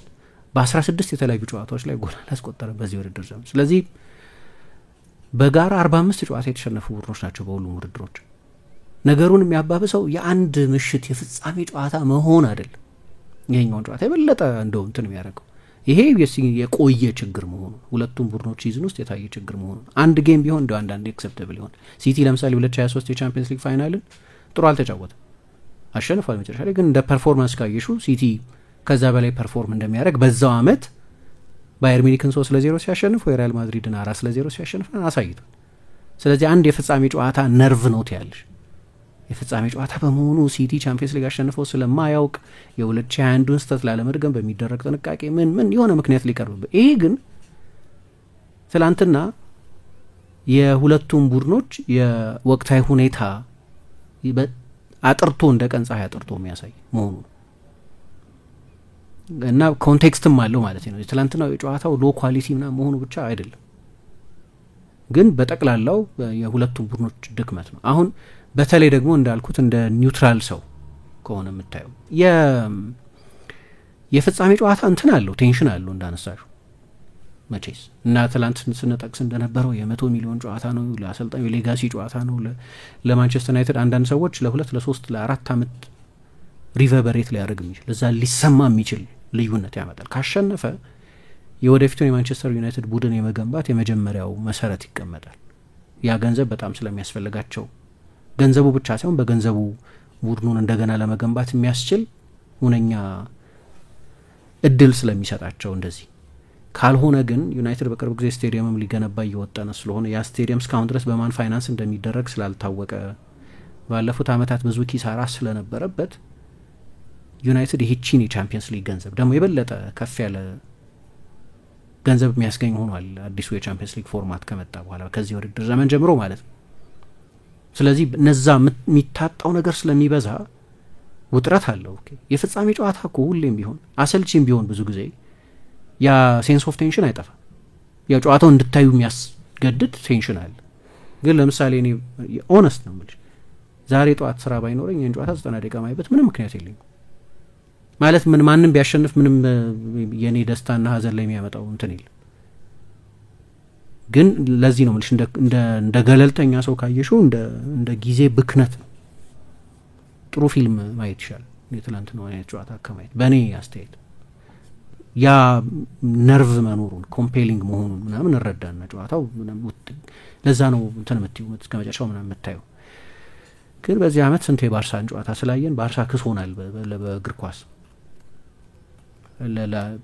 አንዚ ፍሊክ ባየር እንደዛ ነበር ያደረገው። ማንም አሰልጣኝ ሪስክ አይወስድም። እና ደግሞ ሲያልቅ አንድ ሰው ምን ሲል ነበር ማንቸስተር ዩናይትድ ቶተንሃምን የሆነ ጊዜ 3-0 እየተመራ 5-3 አሸንፎ ነበር የአሌክስ ፈርጉሰን ቡድን። ትክክል አይደለም ከአሌክስ ፈርጉሰን ዘመን ጋር ይሄኛው ማንቸስተር ዩናይትድ ማነጻጸር። ያኔ ከዓለም ምርጥ ውጤታማ ክለቦች መካከል አንደኛው ስለነበር ግን ሲያልቅ 6 ነው 7 የማጥቃት ተጫዋች ነበር አሌክስ ፈርጉሰን የተጠቀሙት። 6 ወይ 7 የማጥቃት ተጫዋች ነው የተጠቀሙት። ያላቸው አጥቂዎች በሙሉ ጨዋታው ሲያልቅ ሜዳ ውስጥ ነበሩ። እና 3-0 የሚመራ ቡድን ለምሳሌ ሁሉንም ሪስክ መውሰድ አለበት። ያ ሪስክ 6-0 መሸነፍም ሊሆን ይችላል። ከዛ በኋላ ተከላካይ በሙሉ እያስወጡ ጨዋታው ሲያልቅ ማንቸስተር ዩናይትድ ቬሮን፣ ቤካም፣ ቫን ኒስተልሮይ፣ ሶልሻ፣ ጊግስ፣ ስኮልስ ሁሉ አንድ ላይ ሜዳ ውስጥ ነበሩ። ያ ሪስክ 3-0 የተመራውን ቡድን 5-3 እንዲያሸንፍ አደረገው። በእኔ እምነት እየሰራ አልነበርም እና በእኔ አስተያየት የሆነ ተጫዋች መግባትና መለወጡ ብቻ ሳይሆን ለትላንት ከዘገየ በኋላ ሜኑ ሲገባ ኦኬ ቀረ፣ በሁለት ዊንግ ባክ መጫወቱን ተወ ምናምን ቀድሞ ማድረግ ነበረበት በእኔ አስተያየት። ወይ 4-3-3 ማድረግ ይሁን ወይ 4-2-4 መጫወቱ ዋቴቨር ብቻ ቶተንሃም ከራሱ ካምፕ የመውጣት ምንም ፍላጎት አልነበረውም እና ኤሊት አሰልጣኞች በ5 አጥቂ ነው የሚጨርሱት በእንደዚህ አይነት ሁኔታ ውስጥ በሚገኙበት ጊዜ በ4-5 የማጥቃት ተጫዋቾች ነው የሚጨርሱት። የቶተንሃምን ትላንትና የሎ ብሎክ አጫወት ካየሽ በእኔ እምነት ለኮቢ ሜኑ አይነት ተጫዋች ሴንትራል ቦታ ላይ በታይት ስፔስ መጫወት የሚችል ነው። ፕሬሲንግ መቋቋም የሚችል ነው። ቢትዊን ደ ላይንስ መጫወት የሚችል ነው። ለእንደዚህ አይነት ተጫዋች ደግሞ የበለጠ ይሆናል። ምክንያቱም ያ ቴክኒካል ችሎታ አለው እና የበለጠ በእኔ አስተያየት የበለጠ ሪስክ ቢወስድ ከዛም የበለጠ ሪስክ ቢወስድ እመርጥ ነበር። ሪስክ አለመውሰድን ከጨዋታው መነሻ ጀምሮ እረዳለሁ። በቃ ሊያጡ የሚችሉት ነገር ብዙ ስለሆነ ምሳ እንዳነሳሹ የፍጻሜ ጨዋታዎችም የወል ባህሪ ስለሆነ እና እንደ ለእኔ እንግዲህ የሰው ጣዕም ይለያያል። ሁላችንም የየራሳችን የማያ እንትን ስላለ ፐርስፔክቲቭ ስላለ የአንዱ ትክክል የአንዱ ስህተት አይደለም። ለእኔ ግን በፕሪሚየር ሊግ 16ኛ 17ኛ ቡድኖች ያሉ ናቸው። ምን ይገርማል? እንደዛ ነው። ኦፍኮርስ ምንም አይገርም፣ ግን ጠብቄ ነበር ከዛ የተሻለ እግር ኳስ ምንም ቢሆን። ምክንያቱም 16ኛ 17ኛ ስፍራ ላይ ይገኙ እንጂ 16ኛና 17ኛ ስፍራ ላይ መገኘት ያለባቸው አይደሉም ናቸው። ስለሚገባቸው የነጥባቸው ብዛት እዛ ጋር መሆን ስላለባቸው ነው እዛ ጋር የተቀመጡት። ልክ ነው፣ እውነት ነው። የደረጃ ሰንጠረዡ አልዋሸም። ግን ከክለቦቹ ሪሶርስና ፖቴንሻል አንጻር ግን ታይቶ የማይታወቅ አንደር ፐርፎርማንስ ነው። በሁለቱም ቡድኖች በ50 በ60 ዓመት ምናምን ታይቶ የማይታወቅ አንደር ፐርፎርማንስ ነው። መሆናቸው ተገቢ አይደለም ማለት ነው መሆናቸው ነው። በነጥብ እዛ ጋር ነው ያሉበትን ሁኔታ የሚያንጸባርቅ የፍጻሜ ጨዋታ ነው። ምክንያቱም ይሄ ሌላም ጨዋታ ከሳምንት በፊት ማንቸስተር ከዌስትሃም ጋር ሲጫወት አይተናል። ይሄንን ምንም ሌሎች ሁሉም ጨዋታዎች ላይ እንደ አይነት ነገር ስለምናየው ቶተንሃም በፓላስ ሲሸነፍ ስላየ በየ3 ቀኑ ነው የሚያሳዩት። ይሄን ብዙም አዲስ ነገር አይደለም። ግን ትላንት ፋይናል ስለሆነ ኢንተርቴኒንግ ያርጉት ሳይሆን ግን የበለጠ ኳሊቲ ግን ማየት ትፈልጊያለሽ እና እንደ አይነት ጨዋታ አልነበረም። ግን ያው የኔ አስተያየት ነው ይሄ። ለወደፊቱ ምን ማለት ነው የሚለው ኢምፖርታንት ነጥብ ነው። ያው ብዙ ማለታችን አይቀርም። ለማንቸስተር ዩናይትድ እንዳነሳ ነው የቡድኑን ዳግም የመገንባትን የቤት ስራ ያከብደዋል። አይ ቲንክ ግልጽ ይመስለኛል እሱ። ዳግም የመገንባት ጉዳይ ማለት የሪሶርስ ጉዳይ ነው። እንደዚህም ሆኖ ማንቸስተር ዩናይትድ ተጫዋች ለመግዛት መሸጥ ነበረበት። አሁንም አንቶኒን መሸጥ አለበት፣ ራሽፎርድን መሸጥ አለበት። ምናልባት ጋርናቾ ከትላንትናው ጨዋታ በኋላ በተለይ ስላልተጫወተም ማለት ጨዋታውን ስላልጀመረም አይ ቲንክ የመልቀቅ እድሉን ያሰፋዋል ተጫዋቹን። እነዚህን ተጫዋቾች በመሸጥ ሊገኝ የሚችል ገንዘብ አለ። የቤት ስራቸውን ጀምረዋል። እንደምታውቂው ያው ዝውውሮች ለማድረግ ጥረቶች እያደረጉ ነው። የማቲዩስ ኩኛ ዝውውር የበለጠ የተቃረበ ነው ምናምን። ግን እኔ ሁሌ ምንድነው እንደ ስውር በረከት ነው ማየው ለቻምፒየንስ ሊግ አለመሳተፍ ከአሰልጣኙ አንጻር። አሰልጣኙ የልምምድ ሜዳ ላይ ጊዜ ያገኛል። በእርግጥ ሰው እንደሚያስበው አይነት ከዚህ በኋላ በጣም ረጅም ጊዜ ይወስዳል ምናምን ሳይሆን የተወሰኑ ስማርት ውሳኔዎች የመወሰን ጉዳይ ነው። ባለፈው ዓመት ይሄንኑ ነገር እንል ነበር። የሆኑ ስማርት ውሳኔዎች የመወሰን ጉዳይ ነው። ምክንያቱም ኡናይ ኤሜሪ አስቶን ቪላን ከ19ኛ ስፍራ ወደ ቶፕ 4 ለመውሰድ ከ18 ወር ያነሰ ጊዜ ነው የወሰደባቸው። በስቲቨን ጀራርድ ዘመን ላለመውረድ ይጫወት ነው። የአስቶን ቪላ ከማንቸስተር ዩናይትድ ያነሰ ሪሶርስ ነው ያለው። ግን ምንድነው ያደረገው? ምርጥ የስፖርት ዳይሬክተር አመጣ ሞንቺ፣ ምርጥ አሰልጣኝ አመጣ ኡናይ ኤሜሪ። ስለዚህ በእነዚህ ሁለት ሰዎች የተወሰኑት ውሳኔዎች የአስቶን ቪላን ያለፉትን ጥቂት ዓመታት ዝውውሮች ካየሽ አብዛኞቹ 8 ከ10 ምናምን ተሰጫቸው ዝውውሮች ናቸው። ዩሪ ቴሌሞን ሲሆን ወይ ግብ ጠባቂያቸው ማርቲኔዝ ይሁን ወይ ኦሌ ዋትኪንስ ይሁን ወይ ፓው ቶሬዝ ይሁን ወይ ካማራ ይሁን አብዛኞቹ ዝውውሮች ካየሻቸው እስከ ጥር ድረስ የተፈጸሙትን አብዛኞቹን ዝውውሮች ካየሽ 7 8 ከ10 የምትሰጫቸው ዝውውሮች ናቸው። እና አስቶን ቪላ ወደ ቻምፒየንስ ሊግ ከ19ኛ ስፍራ ወደ ቻምፒየንስ ሊግ የመጣው ኢኖ ታይም ነው። ብዙ ጊዜ ሳይወስድ ነው ያን ያደረገው። ኮንቴ ወደ ቼልሲ ከመጣ በኋላ በአንድ ሲዝን ልክ ነው ስብስቡ በሞሪኒዮ ስር ፕሪሚየር ሊግ ያሸነፈ ስብስብ ነው። ስለዚህ እሱም ኮንቴክስት ያስፈልገዋል። ግን 10ኛ ሆኖ የጨረሰ ቡድን በሚቀጥለው ዓመት 93 ነጥብ የያዘ ኤፍ ኤ ካፕ ፋይናል የደረሰ ቡድን ሰርቷል። ግን እዛ ጋር የተወሰኑ ተጨማሪ ስማርት ዝውውሮች አድርጓል። ሊቨርፑል ባለፉት ዓመታት ይህንን ቡድን ሲገነባ ከሁሉም የበለጠ ብዙ ገንዘብ አውጥቶ አይደለም። ከማንቸስተር ዩናይትድ ፌመስሊ ከማንቸስተር ዩናይትድ በብዙ ያነሰ ገንዘብ አውጥቶ ነው። መጨረሻ ላይ ክሎፕ ሲለቁ 200 ሚሊዮን ፓውንድ ኔት ስፔንድ ብቻ ነው የነበራቸው። 200 ሚሊዮን ፓውንድ ብቻ። ግን ከዚህ በፊት የዩናይትድን ስካውቲንግ እንደምናነሳው ከሊቨርፑል ጋር አወዳድረው ነበር አንድ ጊዜ የዴታ አጠቃቀማቸው ምናምን በተመለከተ። ራሳቸው ሰር ጂም ራትክሊፍ ምለው ነበር ማንቸስተር ዩናይትድን በተመለከተ እያንዳንዱ ሞደርን ክለብ የዴታ ዲፓርትመንት አለው፣ ዴታ አናሊሲስ ምናምን። አሁን ለማንቸስተር ዩናይትድ ብቻ ነው የፎሬን ኮንሰፕት የሆነው እንጂ ሁሉም ትልቅ ክለብ ይሄ ዲፓርትመንት አለው። እና እሳቸው ዴታ አናሊሲስ የሚባል ነገር እኮ የለም አሉ። የክለቡ አሁን 30% ያደረሱት መሰለኝ ሼራቸውን ሰር ጂም ራትክሊፍ። ከሌሎቹ ክለቦች አንጻር በዚህ ወደ ኋላ ይቀራል። አሁን ስኬታማ ቢሆን አርሰን ቬንገር የአርሰናል አሰልጣኝ ሆኖ ወደ ስታት ዲኤንኤ የሚባል የዴታ ካምፓኒ የአሜሪካ ካምፓኒን 2012 ላይ አርሰናል የገዛው ለምሳሌ። እና ሁሉም ኤሊት ክለብ ያለው። ሊቨርፑል ደግሞ በዚህ በጣም አድቫንስድ ነው። ያኔ ስናወራ አሁን ደግሞ ብዙ ጊዜ መጽሐፍም ጽፈዋል ኢያን ግርሃም የሚባሉ ሰው፣ ማይክል ኤድዋርድስ ወይ ሌሎቹም ሰዎች ሊቨርፑልን የግድ ብዙ ገንዘብ ማውጣት አለብሽ ማለት ሳይሆን ስማርት ውሳኔዎች መወሰን አለብሽ ማለት ነው። አሁን የእንግሊዝ ክለቦች ሚድል ክላስ ከመቼውም ጊዜ በላይ ከፍ ብለዋል ምናምን እንላለን። እነ ብራይተንን እነ ብሬንፎርድን ምናምን ስንል ብሬንፎርድ እዚህ ቦታ ላይ መገኘት አይገባውም፣ ብራይተን እዚህ ቦታ ላይ መገኘት አይገባውም። ግን ከሌሎቹ ክለቦች እነዚህ ሰዎች የፖከር ተጫዋቾች ምናምን የነበሩ ሰዎች ናቸውና የቁጥሮቹን ምንድነው ኢንትሪኬሲ ምናምን ያውቃሉ። ስማርት ናቸው፣ ከሌሎቹ ክለቦች የበለጠ ስማርት ናቸው እንጂ ብሬንፎርድ በፋይናንስ ካየሹ 17ኛ 18ኛ ስፍራ ላይ ምናምን መገኘት ያለበት ሁሌ የግድ ብዙ ገንዘብ ከማውጣት ጋር የሚገናኝ አይደለም። የኢኒዮስ መምጣት መጀመሪያ አካባቢ ይሰጥ የነበረው ኮንፊደንስ እሱን ነበር። ምክንያቱም ያመጧቸውን ሰዎች ካየሽ የእግር ኳስ ስፔሻሊስቶች ናቸው፣ ከልህቀት ነው ያመጧቸው። አሁን ለምሳሌ ጆን ሙርቶግ የማንቸስተር ዩናይትድ ስፖርት ዳይሬክተር የነበሩት ሰው ከዴቪድ ሞይስ ጋር አብረው የመጡ የሞይስ አጋዥ እንዲሆኑ ተብለው የመጡ ሰው ናቸው። የሞይስ ፒክ ናቸው። ከዛ ሲቀጥሉ ሁሌ ከምን ጋር ነው የምታቆራኛቸው ማለት ከአሌክስ ፈርጉሰን ዘመን በኋላ ያለው የማንቸስተር ዩናይትድ ሁኔታን በዛ ትውልድ ውስጥ የነበሩ ሰው ናቸው። ያንን የማንቸስተር ዩናይትድን ስኬታማ ያልሆነ ዘመን የሚወክሉ ሰው ናቸው። ኦማር ቤራዳ ሲመጡ ግን ባለፉት 15 ዓመታት የእንግሊዝ እግር ኳስ ትልቁ የኃይል ማዕከል ከሆነ ፕሮጀክት ነው የመጡት። ወይ ዳና ሾርጅ ሲመጡ ወይም የእግር ኳስ ሰው አይደሉም። ለዚህ ነው መጀመሪያም ትክክል ነው ትክክል አይደለም የሚል ክርክር የነበረው። ሰር ዴቭ ብሬልስፎርድ የሚባሉት ሰው ከሳይክሊንግ ከምን የመጡት እግር ኳስና ሳይክል የተለያዩ ስፖርቶች ናቸው። ግን ምንም ቢሆን ስኬታማ ለዛ ነው ሰር የተባሉት በነበሩበት። ወይ ዣን ክሎድ ብላን ወይ ሌሎቹም ሰዎች ሲመጡ ወይም ጄሰን ዊልኮክስ። አሁን ለመዳኘት አጭር ጊዜ ነው በእርግጥ 1 ዓመት ከምናምን ስለሆነ እና እነዚህ ሰዎች ደግሞ ስራቸውን የጀመሩት ባለፈው ሐምሌ ስለሆነ ግን ከዛ በኋላ የወሰኗቸው አንዳንድ ውሳኔዎች ግን አሉ እስካሁን ድረስ መስራታቸውን ያላየ ናቸው።